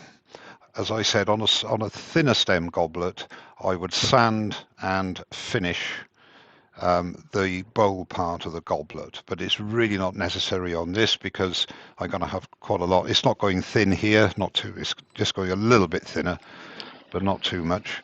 So there's no need for that to be done because I'll have plenty of stability all the way down. Okay, so again, it's just a case of working down now. It's very boring, I know. But again, all these cuts are practice cuts as well. We have a few new joiners. We have Graham Hain has joined us. Evening, Graham. Welcome. Oh, where did he go? Chat just jumped. Patrick Bowers from Little Rock, Arkansas. Good evening, Patrick, and welcome. And William Kenny is in as well. Good evening, guys. Good evening and welcome. Now, I'm not finishing up here yet because I'm not sure how far down I'm going to go. And indeed, I like the base always of a goblet to be either the same or slightly smaller in diameter than the goblet bowl. It is obviously purely personal preference, but that's just me. Now what you could do is just make a few steps. Again, all these cuts are practice cuts. Whoops! No, I got a catch. Right, I don't really worry if you get a catch. In the practice wood. All it is I'm trying to take too much wood. No, I could take my bowl gouge, just because I've always asked that, why don't you use your 1/2-inch bowl gouge? Well, you can do.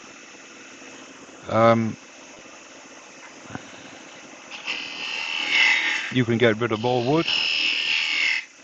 Mike Evans has joined us. Is Mike from Somerset. Hello and welcome. Best county in England. Yeah, my ex-wife was from Somerset. I was born in Somerset. Colin Ball wouldn't agree. He says British by birth and Welsh by the grace of God. Ah, yeah. Good man. When you're born in Somerset, you get introduced to cider at preschool. That's a reason to live there to start with. No, I prefer forgetting the wood dude Mike has earlier in the chat. I didn't tell you this. He says I've just returned from my world cruise. Oh right. Where'd you go? Isle of Wight? Sorry.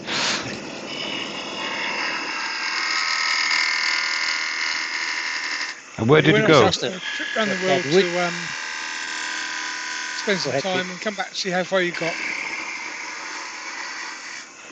So the wood dude's asked a question now. Do you ever take the workpiece off, but still on the chuck? Right, I can't hear. Sorry, can you?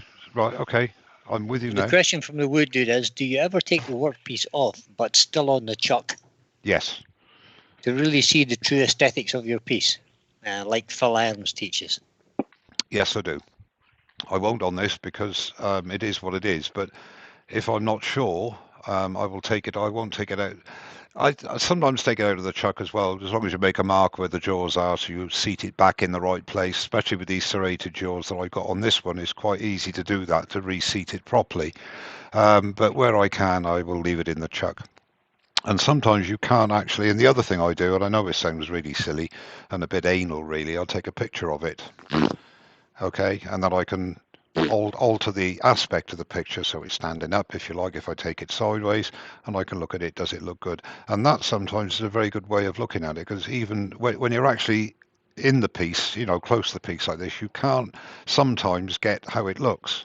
I am no technician with regards to aesthetics. It's just what I like. And it doesn't have, there are no rules with aesthetics either. I mean, there are certain rules, like the rule of thirds and the golden mean and all the rest of it. To me, if a piece looks right, to me, then it's okay. It looks right.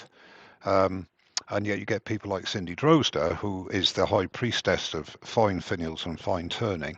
She goes into the technicalities to an end. Thank you. To the nth, I can't even say it, so there's no way I'm going to practice it. She goes into the technicalities to the nth degree, and I applaud her for doing so, because in doing that, she backs up her instruction with mathematics, if you like. And it's never boring, but I don't turn to that degree. I'm not interested in turning to that degree, but a lot of what she says you implement, but not to her act, everything. And she's an artist as well, like Ruby. And I'm not saying because you hear Ruby, but you have a natural ability, and there are certain things. I mean, I just do it. All I'm doing is plagiarizing other people's work, I suppose. Everybody does. My take on something. Going back to the base of goblets, this is why my lives take so long, as I ramble on. I see a lot of goblets with convex feet. To me, it looks clumpy. On a chalice-y type thing, yes, like the old sort of Henry VIII goblet, wine goblet. Yeah, okay, you get away with it. But it's not aesthetically pleasing to me. It's clumpy. I like concave lines. Simple, that's just me. And then you get flat bases. Again, I don't think that does much for a goblet either. But that's just my personal opinion. And what do I know? Not a lot. Okay, so Mike and I were talking about this a while back, and things like the filler underneath the cup, you don't get that on a glass, but what you do get no, is the refraction of the glass makes it look as though that's there. Yeah, exactly. You're replicating something in wood, but is what people expect to see. Yes. They expect to see a thickness at that point, so you put a little fillet there to give it a detail that replicates that. Exactly. And on the base, a little edge, because when you look at a glass, you're looking through the glass at the edge. A tiny little step on the very edge of the base replicates that look. Little detail, but it makes all the difference. Yeah, I quite agree. I quite agree.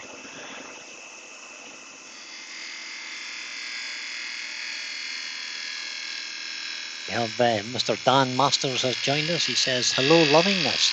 Turning is something I would love to do in the future, and I always enjoy your videos." Thank you. Thank you, Dan. I appreciate that.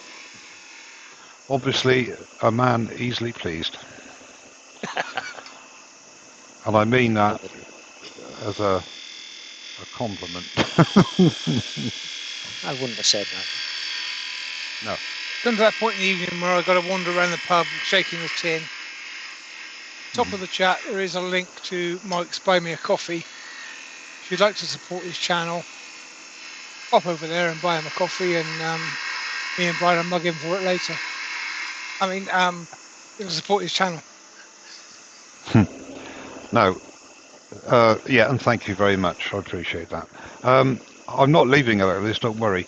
The reason I stop and look at it now, I've now got to a stage where I'm not running out of wood, but I mean, my base is going to be around here. Do I need to go that far down? I'm thinking to myself, do I need to go that far down? Will that look out of proportion? Because don't forget, let's say this goblet was another 12 inches long. This sort of a design would still work, but it would have to be in different proportions, because I want to go. I've left a little step there. I've got to undercut this fillet yet, because the stem will get obviously narrower there, but I'm working to see how it looks best. If, for example, that's how thick I would want it, then I've blown it, because basically I can't do that, but I didn't think it would do, and it's most probably go down to that little step there, and maybe a little bit thinner. But these are the sort of things that I think about. I don't work off plans. I don't work off drawings. Everything is in my head. That's why it very often doesn't work. I'm sure you'll know this person, Keith P. He said, I enjoy Mike's videos too. Hello, Much better Keith. than working with him. Yeah, how are you, Keith? That's my good old mate, Keith Pate. How are you?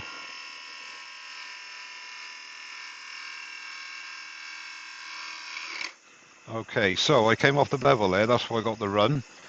But again, because I don't hold the tool too hard, it's not a problem. Pick up the cut and carry on. I want to keep tapering.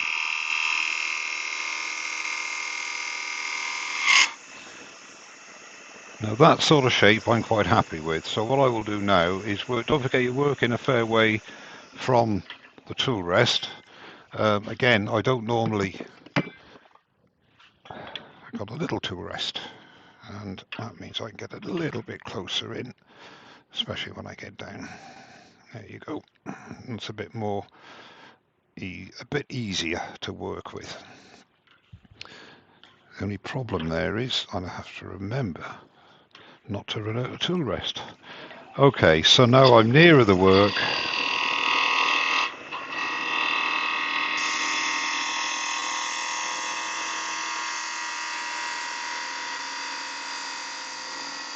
Got a question, Mike. How dry is this piece? Very. Very dry. I'll tell you what. You ask and ye shall know. Bear with me a second.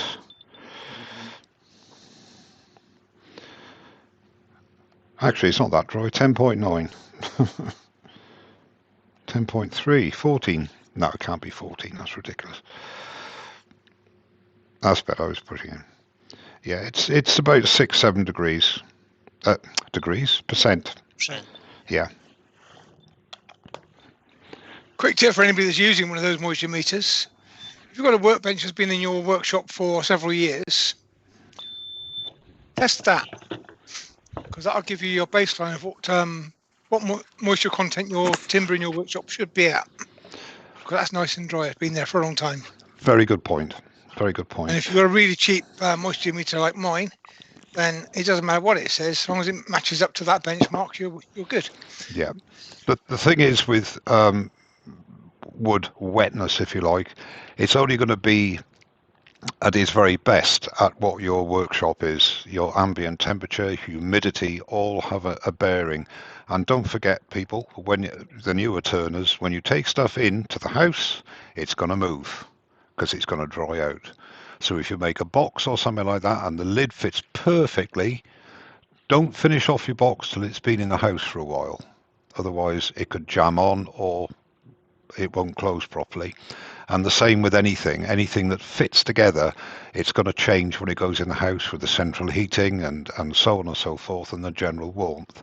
This garage is very cold. It's heated only when I turn my space heater on, but it does get a lot of condensation, and it gets very damp on occasion.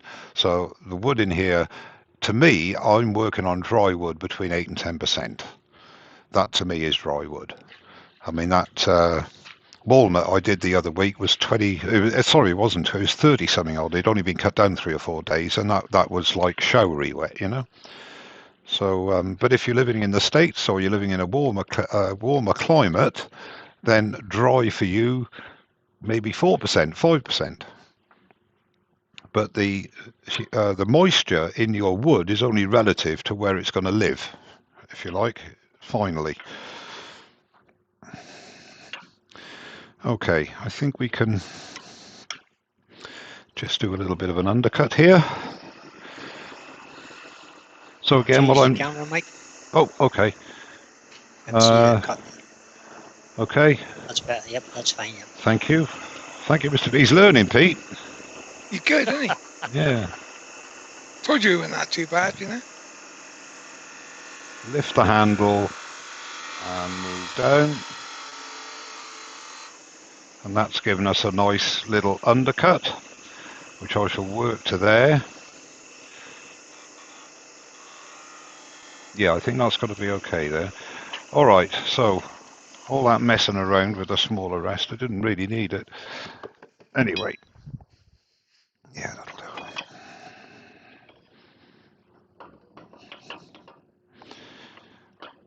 No, let's go in there.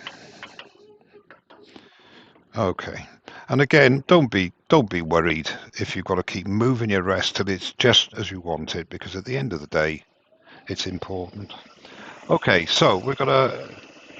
I don't think I'm going to go a lot more, to be honest with you. The reason I'm saying this is if I go too long, it's going to start getting top heavy. So I'm just going to work on this level here. And what I like to do then is just get a parting tool, a thin parting tool, whatever, and just make a mark on where I'm thinking my base is going to go. Just there. And that to me, because I'm looking there at the width of the rim as well. I have done some on occasion where it's got no rim at all. It's sharp. Don't like that, personally, but I have done it. So that's where I'm working to, so it's off here now. I'm quite happy with all this here, and in actual fact, apart from the top bit, it could go in a little bit here. So just light cuts. I don't have your experience, Mike. I use a pencil for that job. Can always change it then.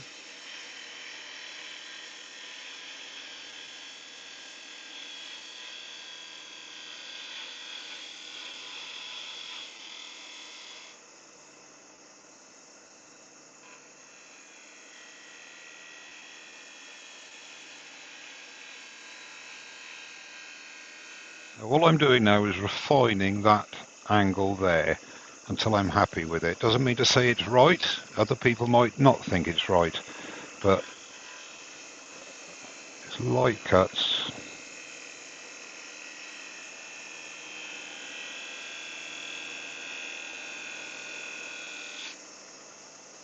Yeah.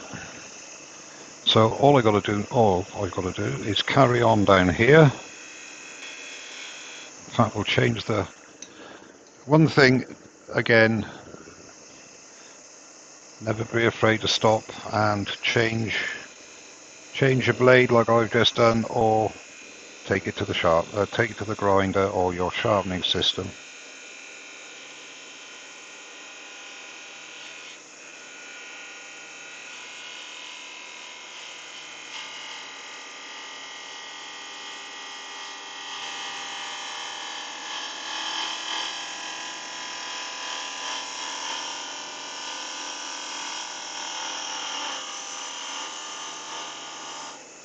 I'm going short there because I'm not sure if I quite like that as an extra bit of detail. I don't know. I'm not sure. What do you reckon, guys? No. No, I don't like it. No. Well, you never know, you see. You've got to, unless you stop and look.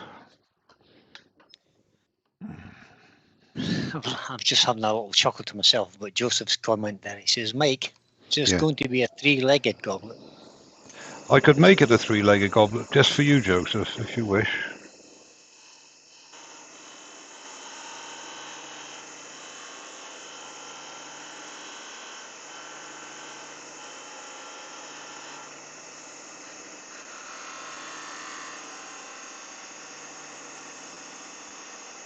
No, it's just fine-tuning, basically.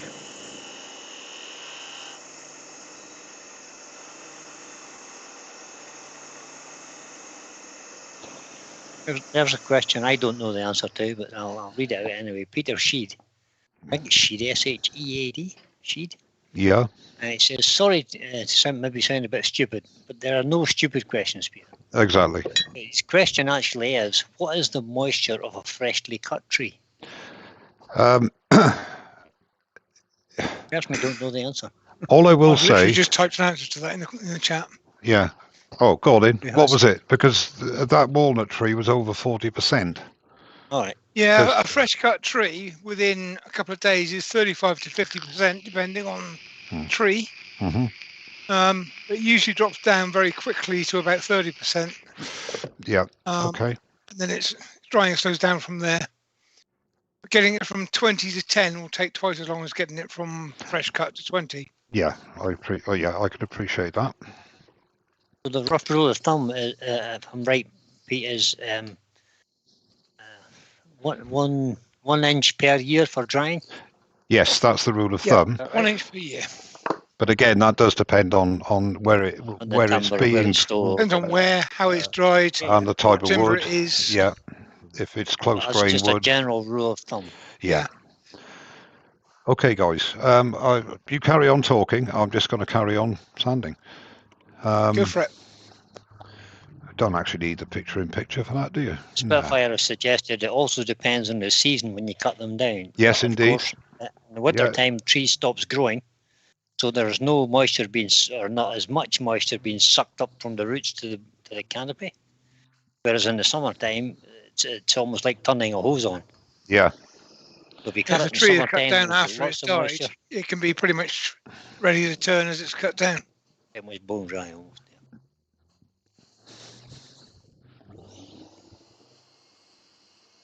Always a boy, how long does it take to dry? An inch thick plank, 1 year. Plank.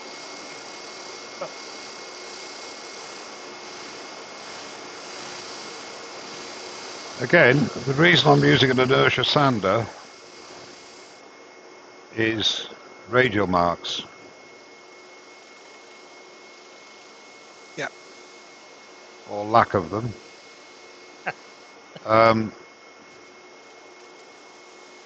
dear, Rob has just.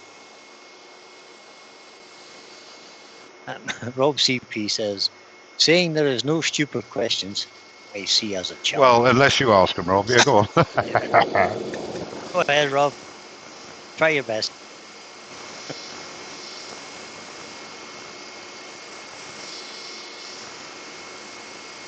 Scott said, what would be the best moisture for turning?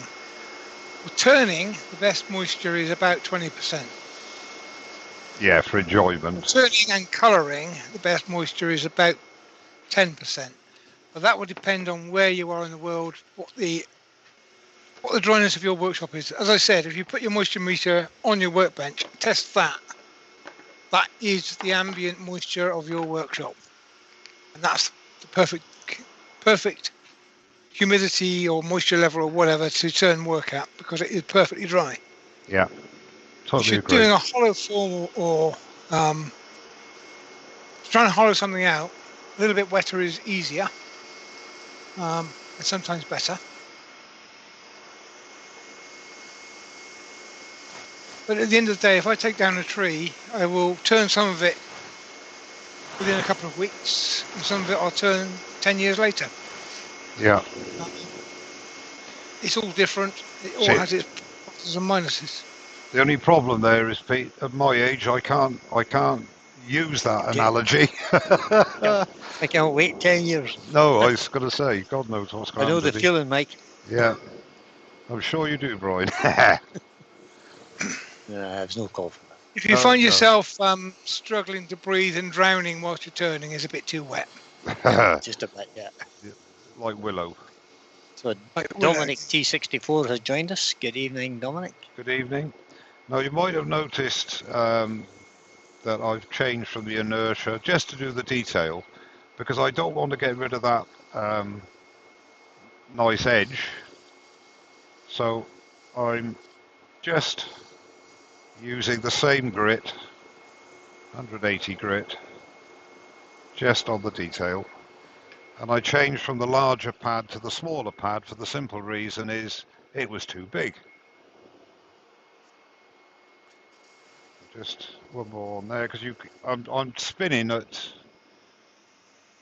that's more like it, 2000 RPM, because again at the middle there, as you get to the middle, it's hardly spinning.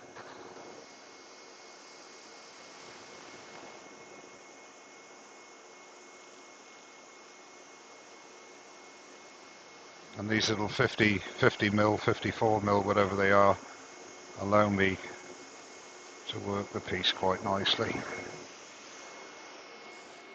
So that's 180, 240.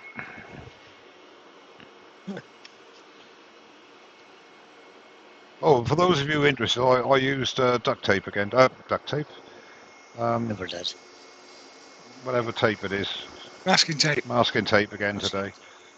You're not even allowed to use that, Mike. They've asked you to No. desist. They've asked me to stop on camera, yeah. Yeah. All right. Behind closed doors. Right, Rob's had a go at this. It's a question, please. Should I save up for years and buy all the tools at once? Or buy them as and when I need them? Not a real question, just wanted the challenge. The answer is, Rob, yes. Yeah, that's the one. Actually, the answer is 47. I thought it was 42. No, no. Everybody says that. I always say 47. People say, no. The meaning of life is 42. I said, no, it's not. It's 47. Because I'm from Wales. Is that the number of your bus, mate? It's 47. I don't know, mate. I haven't driven one for a while. Okay, so we have done 240, and I don't know if the camera will pick that up, but there are no radials at all. Now, normally, if you're not using an inertia sander and you're sanding, my advice always is to go with the grain by hand like it would with a pen. Yeah. So that's that. So again, now sanding sealer. And any questions, any talk, anything? Just the boys asked, where's the best place to keep wood to dry? Airflow. You need airflow. Yeah. If you keep it in a rack outside with a roof over it and open sides, that's usually fine. Yeah, but it needs air. It needs air to dry. It needs the air and it needs to be spaced. Yes. Stack it all on top of each other. Try and keep some air gaps around it. The pros call it in stick, and all you do is put little battens in between the wood just to let the air. If you're storing circulate, definitely put a stick in with a 1/4-inch stick in between. Yeah. If you're storing rounds or logs, try and make sure there's kind of an air gap around them. Yeah. Dave B has asked, what success have you had turning holly? I've got a piece of holly. I've never actually turned holly. Neither have I. I love turning holly. It's wonderful stuff. It's supposed to be very good. It's a very close grain. It's quite boring to look at because if you get it right, it'll be pure white with no marks showing on it of grain at all. Like ivory almost. If it's boring to look at, then it should be the wood that associates with white walled. Yeah. Yeah. Damn right. I picked up. But it is beautiful, but it does tend to split. So be careful with it. Well, holly. The other thing is, if you get it hot, it goes yellow. Oh. So you've got to be cautious of that as well. Like Mahonia. But it is beautiful. One of my holly bowls with a lid. It's out in Australia at the moment. Well, holiday. Yeah. Oh, sorry. I turned it and I set some affluent blackwood into it, and then turned that as well. And it was a beautiful piece. Sold for a lot of money, and it's now in Australia. So it's lovely. Great things to turn. Oh, it's good.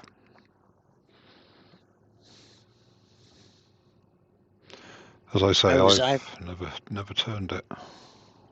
Neither have I. But I got some. I was gifted some magnolia yesterday. Magnolia. Yes. Oh. Which is a similar colour to holly. Right. Okay. Yeah. I think I've got a piece of holly somewhere that was sent to me by a mate of mine called Bram, the Wades Mill turner, some while ago. But as I say, I haven't turned it. Yeah, it's only a small piece. Ben. Sorry? Ben James just commented that actually is very vibrant. I think it pretended to be Zebrano. Now that's not the real Ben, because he would just say walnut. You would say it's walnut, yeah. I tell you, talking of walnut, that walnut I turned on a video a little while ago, that I had a lot brought to me by a friend of mine. I've never seen walnut quite as, dare I say, uninteresting. It hasn't got, which makes me a little, I mean, the bark and everything is walnut. He assures me it's walnut. I'm pretty sure it's walnut. But I'm just wondering, because it's so wet, maybe it'll darken up a little bit as it dries out. But it's fairly pale, you know, for walnut. Depends on the finish, Mike. I had a ghost walnut tree. It died, and then 10 years later they felled it. Yeah. And I got it. Mm. The first piece of that I turned, it was completely white. Really? 6 months later I turned it, and it was speckled with grey speckles. Okay. 6 months later I turned another bit, had some colour in it. Mm-hmm. It took a year for the colour to come into that wood. Right. Okay, that's good. And I've got pens that I turned in each stage, and they are still the same as when I turned them. So I've got right, because I different ages of that wood. I've turned walnut, dry walnut before, and it's got nice figure. It's got, you know, it's quite dark. The heartwood is nice, everything else. But anyway, that's okay then, because I've got a lot in there. I'll just let it. I might do the same as you, actually. Turn a bit wet. Well, I've got that one bit wet. Yeah, turn a bit and then date it, and then wait 6 months, turn another bit. I can't write. That's the problem. Okay. We've got that. Now, you see what I mean with regards to. This is again for the newer turner with regards to the grain orientation. Now, to me, if it was the other way round, if you can imagine the bowl up here and the foot down there, it wouldn't look right to me. I don't know if it's been silly, because it's no great shakes really, but I just think it's better if the grain is going up to the cup. That's just my opinion, for what it's worth, and everybody will have a different view on it aesthetically. But that's what I tend to do. If you've got a straight grain wood, there's not a problem. Okay, so we've done the sanding sealer now. That's gone off. And just save time. Put it down very. Ruby said it might be English walnut, which tends to be light coloured. Yes, it is English walnut, Ruby. But I have turned English walnut as well, which has got figure. You know, it's got character to it. This is not the normal way of applying Yorkshire grit. Well, I don't normally apply it this way, but in the interest of time, I don't think it'll make a lot of difference, actually. The main reason for starting off slow anyway is stopping slapping you in the face. No other reason.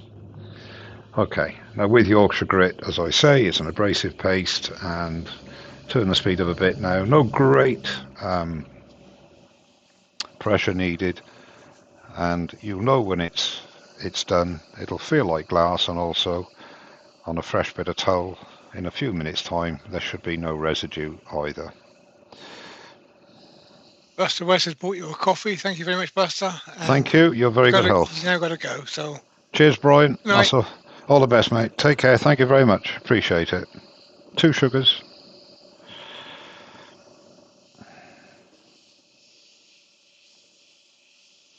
Now, again, bearing in mind, we've only been sanding, or only had to sand up to 240. So I've only used 2 grits because of my exemplary tool work. No. I started off at 180, did 180, 240. Normally, I would go to 320, purely because it's me. And basically, because whatever Glyn says, I ignore, and he says 240. So because Glyn says 240, I will go to 320. But that's just me. There's no reason for it at all. But for the sake of the demo, I'll just go I'll do what the manufacturer says for once. Won't make a lot of difference.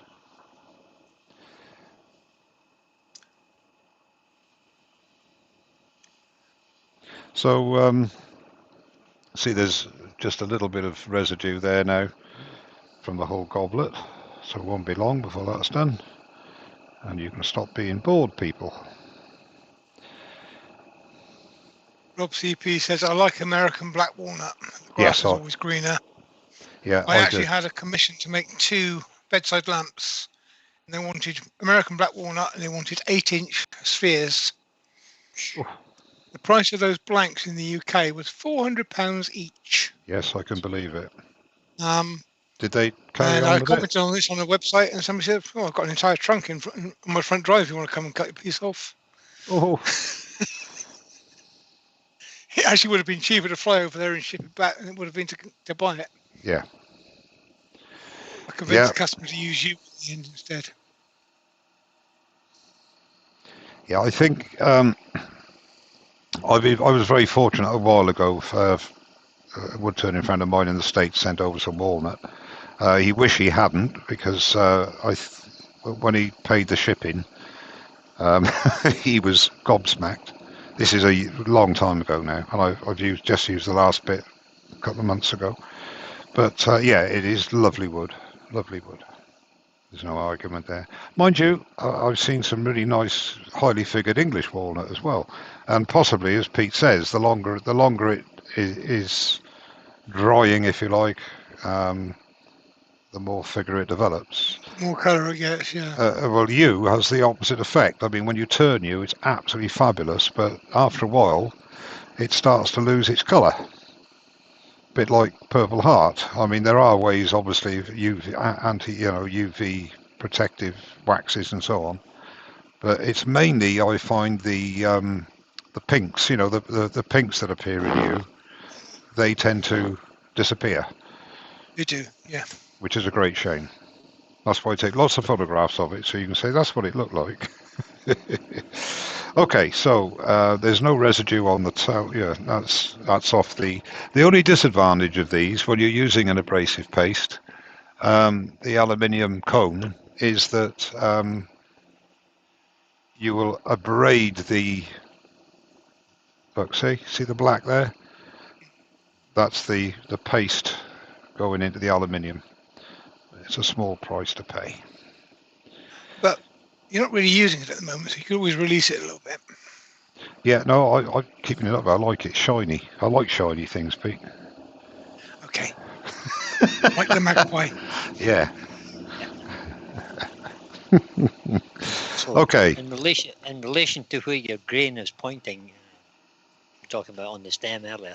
Yeah. Mark Harvey suggests you should always point the grain towards heaven, as my old dad always said. Ah, right, okay. I did that unknowingly. Yes, it is. Yeah, very true. Especially the goblet, a chalice. Brian, don't say it to Mikey. I'll point it towards Wales. Yeah, actually, okay. If I turn it that way, it'll be pointed towards Wales. Just to keep Pete happy, I shall remove this now. Okay, so the things I do to keep people happy. Yeah. Now, I keep saying this is not a delicate goblet. It wasn't meant to be. And sometimes with wood especially with wood like this, which is highly figured, too thin a goblet really you'll lose a lot of the character, in my humble opinion. So the wood dude is asking, yep. Why didn't you use a piece of paper towel on the live center? I could have done. I've done that. I use a tennis. I use a tennis ball. Where are we? That's what I use for a long time. And on a thing like this, it's too big. The cup is too big for the tennis ball. I've got several things I can fit everywhere that I've made over the years. And the other thing I use quite a bit now is the one that's from the States, which is the rubber chucky cone, which is a soft-ish, and you can actually turn it to whatever shape you like. And I was very fortunate a few years ago. The gentleman who owns this company sent me that and that fits into either a live. You can put it into your live center if you've got a one-way, or it fits into your headstock to drive something. He gave me the things for doing the three-sided bowls, and I'm very grateful. But this is a very handy piece of kit as well. So there are many ways. She said, very nice looking goblet. Who said that? Sorry. Good night, Ruby. Ruby Claire. Thank you, Ruby. That's very kind of you. Coming from you, that is a compliment. Thank you, my dear. I appreciate it. So now we're going to get the old Yorkshire Grit Hampshire Sheen out. And the other way to test your whether the Yorkshire Grit is, if you put your hands over it, sometimes you'll feel a few little bits of grain. Give it another go with a paper towel. Don't rub it with your hand like I've just done. But I know that that's done. But what I'm saying is that is another way of checking that it's ready to receive your wax of choice. And in actual fact, I did it the other couple of months ago after speaking to Glyn and Martin. You can actually put Danish oil over Yorkshire Grit as well, and I did that with success. But yeah, so it's a very flexible, I say undercoat, it is an undercoat really, but it's a preparation. But the main thing with Yorkshire Grit, as I keep on harping on about, is the negates sanding with fine abrasive. Stops you creating fine dust. Yes. See, Brian can explain in a few words what I take 4 sentences to explain. Now, all I'm doing here... Scottish and you're Welsh. Yeah, that's true. I do have German connotations as well, you know. Not just Welsh. Even worse. And my mum was born in Newcastle. My dad was born in Germany. My mum was born in Newcastle. I only got rid of the caravan a little while ago. Sorry. Right. Yeah. Yeah, one of those round caravans, you know? Yeah. Again, the same as with anything. Just work it in, no pressure. Just allow the wax. And I'm not burnishing now. I'm just hopefully getting an even finish. Put a bit more inside as well. And let's let that go off a little bit. And then we'll buff it up. And it's just gone to 2¼ hours, which is not too bad. I'm quite happy with that. If I kept my mouth closed, it would have been a lot quicker. But then you don't answer questions and so on and so forth. Wouldn't learn as much. Well, you're not going to learn much with me, but you know, every little helps, as they say. Mike, we love your style, mate. Yeah, it's a shame I can't turn, OP, you know. Your turning's all right. Yeah, I talk a good turn, don't I? Let's be honest. Just talk a good turn. It's like Wayne said the other day. What was it he said? He made a comment when I put Rob's portrait, picture of myself up on Facebook. He said, what was it? I can't remember. For a plumber, something like a plumber, he said, yeah, was it? I can't remember. Anyway, forget it. Sorry, who's come in? Mike Doyle's just come in. Oh, hello, Mike. How are you? Good evening, Mr. Doyle. Are you well, sir? As if everybody else is well as well, hopefully. Well, I can't believe there's still 130 people sitting here watching me waffle on a Sunday night. I think it's all to do with the earworms, I think. I think personally it's to do with one earworm. Ooh. Yeah. Well, Mark not being here. Unkind. And I'd like to make it public that hopefully at some time in the future, Mark will make a guest appearance on a Sunday. I've got that comment if you want it. Wayne's comment. Yeah, go on. He says, as an artist, he'd make a bloody good dustman. That's it. Yeah, that's it. That's brilliant. I thought he was on about my picture frame, actually. I tell you, I've never done a picture frame in my life. Well, I've done square ones, but I've never done 45 degree. And I did it, and I was meticulous, and it still was out. It was still out. And that's why I can't do it either. That's why I don't like segmenting. I don't do picture frames either. I have a very good friend of mine who is that's what she does for a living, so I just get her to do them. Yeah, but it's one of those things, Brian, that annoy me. That doesn't annoy me. That's me too. I'd like to get it. I'm not saying it's like with dovetails. I inherited, not inherited. Somebody gave me a dovetail jig, and I didn't know anything about dovetails. I did them in school, I think, the last time. Anyway, I persevered with this dovetail, and I did a dovetail box. It took me a long time, but it was bloody perfect. I don't mind saying. Yep. And I've Good. never done it since. Never done it since. But it was just something I wanted to be able to do, And to do a picture frame would be nice. But there you go.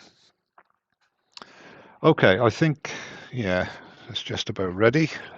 So we'll go back to the overhead and just buff this up with my mouse-free kitchen roll.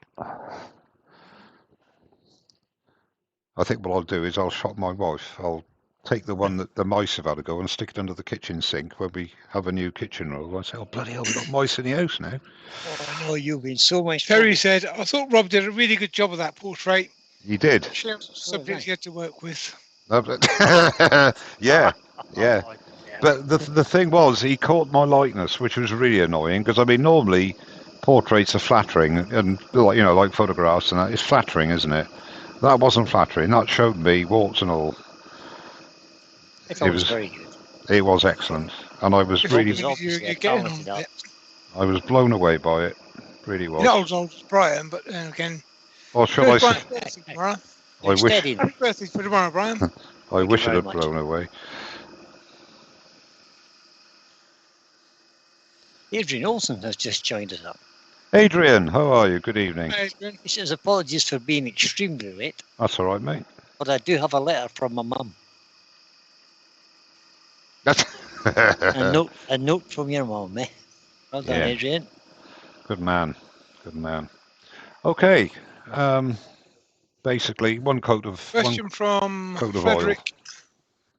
I'm looking for a new chuck. I'm torn between the Vic Mark and an Axminster 114. I would go with 114. Recommend and why? I would go with the 114 because I've had them since they came out and I love them. Having said that, Vic Mark are an extremely good chuck as well. If you have a chuck already, then the only consideration is it compatible with what you're going to buy? That's why I've always had Axminster, because you start off with Axminster and all the jaws are interchangeable. So any upgrades or new chucks you get, they will fit those jaws.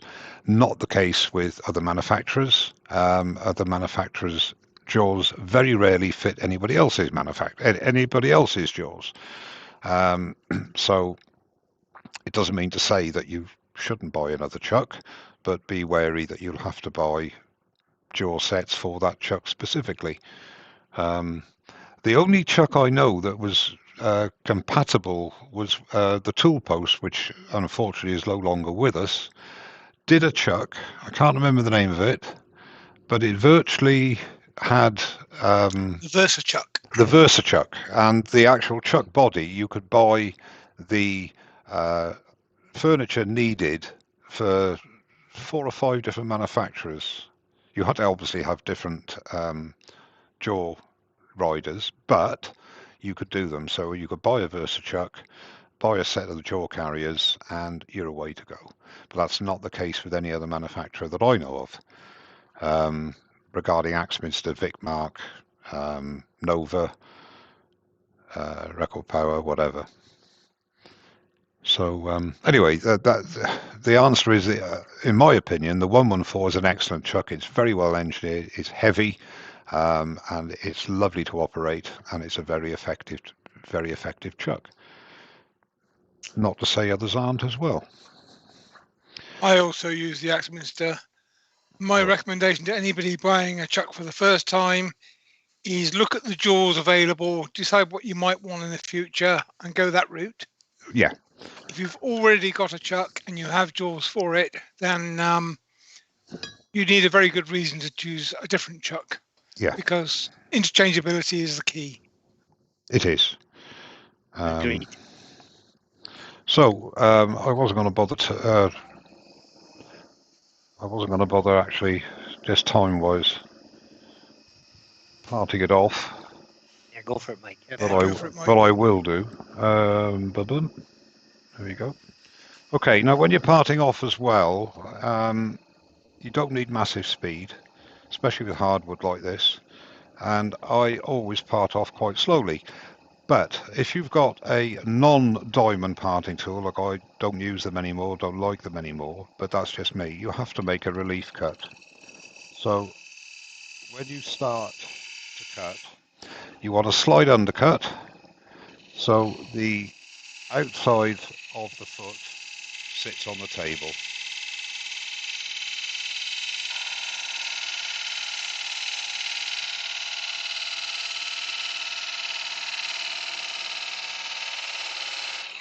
And the last thing you want to do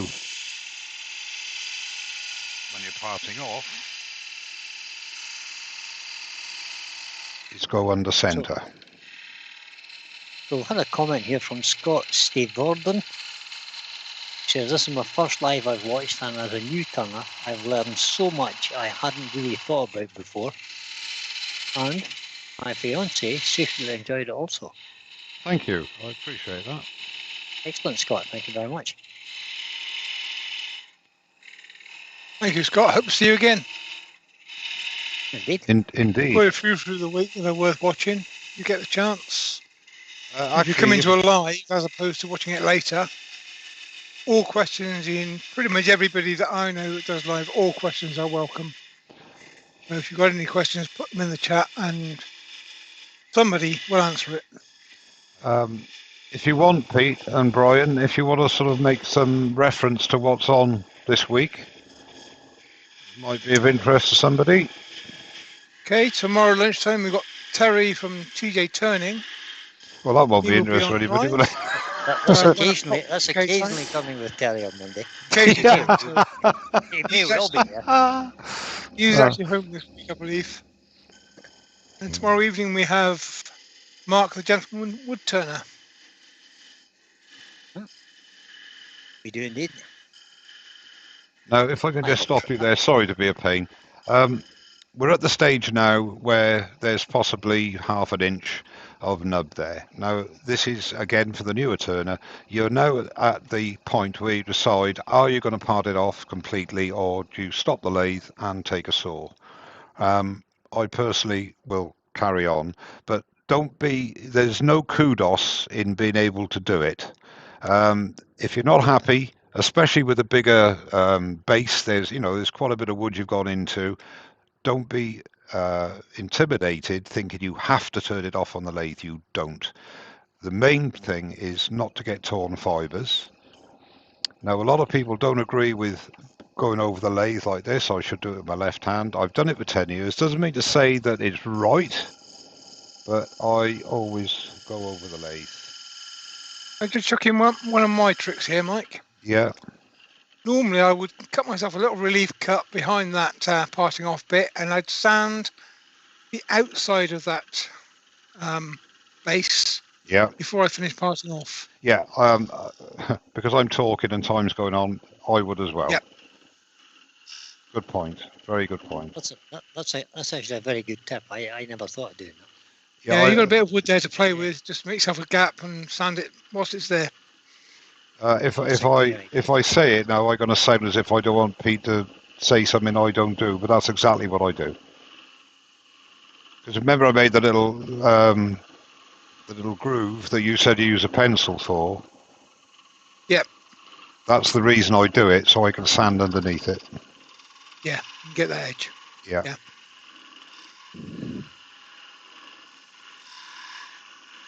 Whatever you do, whether you saw it off or whether you part it to the middle, there will be a little bit of sanding needed on the base, no matter what you do.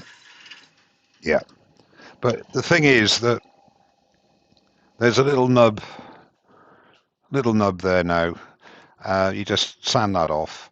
I've been as careful as I can down here. There's a couple of little tool marks, but there's not a lot. That's going to sand out really easily. You can either take that off with the chisel, which really isn't worth it. What I tend to do is sand that middle bit first, and then just sand this, and then give it a sealer and an oil, and your job is done. And I'll just go to the face And there's your gobby finished. Very chunky, but it doesn't matter how chunky it is. It's the design that I like. Not always, obviously, but that's how I like it.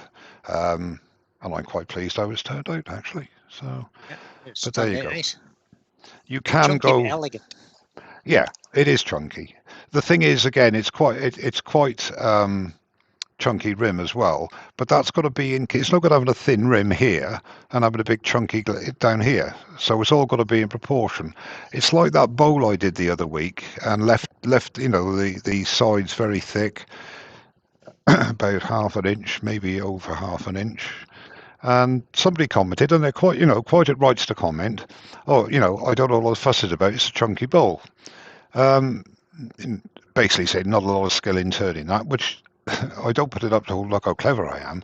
The whole idea of that bowl was to show off the burr. And that was it, period. And I thought if I went too thin with it, then you got to lose all the character. All that burr would be gone. There'd be a lot more holes in it, I agree. So basically, and I'm just going off camera for a bit, I did this is not for any other reason other than just to prove the point. When we're talking about design and aesthetics and that, I got another little bird that I did this afternoon, funny enough, and that is like 3.5 to 4 mil, and that's a burr. Now that didn't have the pippy hills and valleys that the other piece had, so that doesn't matter going thin. But I wanted to keep that, so that's the reasoning. Again, thin is great skill builder, but it's not a practical thing. And it doesn't, like with this, and I'm sorry to keep going on about it, like with that, if that was a thin goblet, you'd lose all that lovely figure down there. All be gone. You just have it at the top and the bottom. So look at your wood and decide what is best for it. Cool, that's better. So that's it. We're still 2.5 hours, which is not too bad, I suppose. I don't do quick, Brian. Never have done. Noticed. Never will. Well, it's fine, Mike. It's fine. No, I'm not making excuses. I'm just telling It's everybody as it is. Been a good evening. Lots of people have suggested it's much better than watching television. Sure. Well, that's no compliment, is it? Really, with the rubbish that's on telly at the moment. But there's been lots of compliments about the education value. Thank you. As well. So. That's good. That's what I'm here for, basically. Yep. That's what I'm here for. Well, I've thoroughly enjoyed it anyway. Well, if nobody's got any questions, I'd like to sincerely thank everybody for coming tonight. It's been great. I've thoroughly enjoyed it. I've hoped you picked up a few tips from both myself and Brian and Pete, and indeed others in the chat, which is really what it's all about. As I've said before, it's going to be maybe 5-6 weeks before I can do another live, and indeed at least a month before I can come back into the workshop at all. So that's pretty sad news, not for you, for me. But there you go. I'm still going to ask. Mike, and I hope it goes well. Thank you. So do I. But I'm hoping that they've signed me off until the 4th of December. My first one is next Friday, and it all depends how that goes. But I'm hoping that they'll be able to do the next one within 2 weeks. So I'm hoping. So the whole thing will take no more than 5 or 6 weeks. Then I've got to get past. I've got to go and have my eyes done and be passed to drive a bus. Not the car is okay. As long as you can read a number plate at 20 yards, you're all right with that. But the bus is a little bit more rigorous. So anyway. So Tick from Tick Magnets asked you a question there, Mike. Yeah. Oh, sorry. I'm sure you told us, but what size of blank did you start with? It started off at 9, just over 9.5 inches. Can I just be very rude? Cheers, Drew. We'll talk in a week, mate. Drew's just said goodbye. Good mate of mine from. Anyway, yes. Sorry, the blank started off at just over 9.5 inches from the chuck, and there was approximately half an inch. Well, I don't know, half an inch of tenon. So the blank was about 10 inches to start with. It was about 9.5 inches in the chuck. I've left about 3/4 of an inch in there. So the goblet itself should be, if my maths are correct, around the 9-inch mark. It is actually 8 inches. Here we go. 8 inches tall, and it's about 3 inches at its widest point, which is the width of the base and the bowl. Cheers, Keith. All the best, mate. Thanks very much. Thanks, matey. Cheers. Keith's a very good mate of mine at work, and a sad person turning up here to watch me. Sad. No, yeah, I think they're all got it wrong. I think I would like to wish your wife all the best whilst you're recovering from the job. Because I was thinking just along the same lines. This is going to sound. The poor woman. This is going to sound really schmeely mealy. Bearing in mind, Mia is my third wife and I'm her third husband, so we finally got it right the third time. I've always said third time lucky is a load of rubbish, but we've been together 21 years now, maybe, and we don't have a problem with each other's company, thank goodness. Because I spend all my time in the garage and she spends all the time in the garden. So, no, we get on very well, but we don't live in each other's pockets either. You know, we do our own thing and we get together and so on and so forth. So yeah, we don't have a problem with that. So she likes it actually, because when I get up at 4 o'clock in the morning, I inevitably wake her up. And if I haven't waken her up by mistake, I always make sure I slam a door or two so she does wake up. Because I think if I'm up, why should you go back to sleep? But nah, it's all good fun. So basically that's it. I'm wandering again now. So yes, it's got to be at least 6 weeks for another live, I would think. Hopefully sooner, but I don't know. And if Pete is available, then Pete will be with me, and I'm not sure what Brian's doing. If Brian's happy to do another one, I'd love to have him on again. Absolutely. If not, you know, only too happy. Only too happy. Yeah, I'm only doing it for the hands across the water thing. I don't really want you here, but I know, I know that. Yeah. So it's the whole Scottish thing, you know. You better try and keep them on board somehow. Yeah, just supporting making the whole of England currently, anyway. Yeah, I'm just trying to just turn. Just checking that there aren't any questions. No, no questions coming. No, that's good. And thank you everybody for your good wishes for Friday.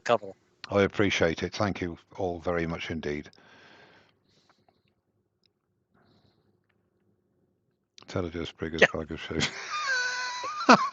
Mike Doyle, if somebody hasn't read the chat, yeah, that's brilliant. Well done. There's another first live demo from Mr. Bill Mick. Oh. It's my first live demo. Excellent. Oh. Thank you. All right. I appreciate it. Thank you, Bill. Glad you enjoyed it. Hope to see you on some more. All I'll say is, young Bill, if it's your first one, you've got nothing to compare it against, so don't be too enthusiastic about mine. Oh dear. Everybody that does a live does a great job, and that's a fact. I mean, it's a very community-minded activity, I think. Yeah. And a lot of people come for the chat, not necessarily to watch the turn-in, but it doesn't matter. You know, if you get involved, you enjoy it. That's what it's all about.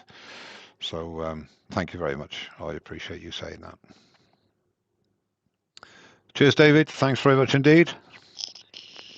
Sorry, Brian, but there you go. You know, as I say, beggars can't be choosers. Right, guys. If there aren't any more questions, I shall say good night and thank you all very much for the well wishes. Thank you for sticking with me. Huge thanks to both Brian and Peter, not mentioned in any particular order, I assure you. If possible, guys, when I stop live, we'll just have 2 minutes, if we may, afterwards, and then yes, I'll say goodbye to you. Well, at least getting your eyes done, you'll be to recognise the sheep. No, I can do it by sound now, Joseph. I don't need visual. Don't need visual contact, mate. Anyway, everybody, thank you very much for coming. I've really enjoyed it. Hope you have too. And I'll see you as soon as I possibly can. Good night now. Cheers. And say good. Oh, sorry about that. Good night from young Brian. Good night, everybody. And good night from old Pete. Older Peter. Did you say old Pete? That's about right. Yeah, but not as old as you, Older. Brian. Take care, everybody. Good night and take care. Cheers. That's it. Stop virtual camera.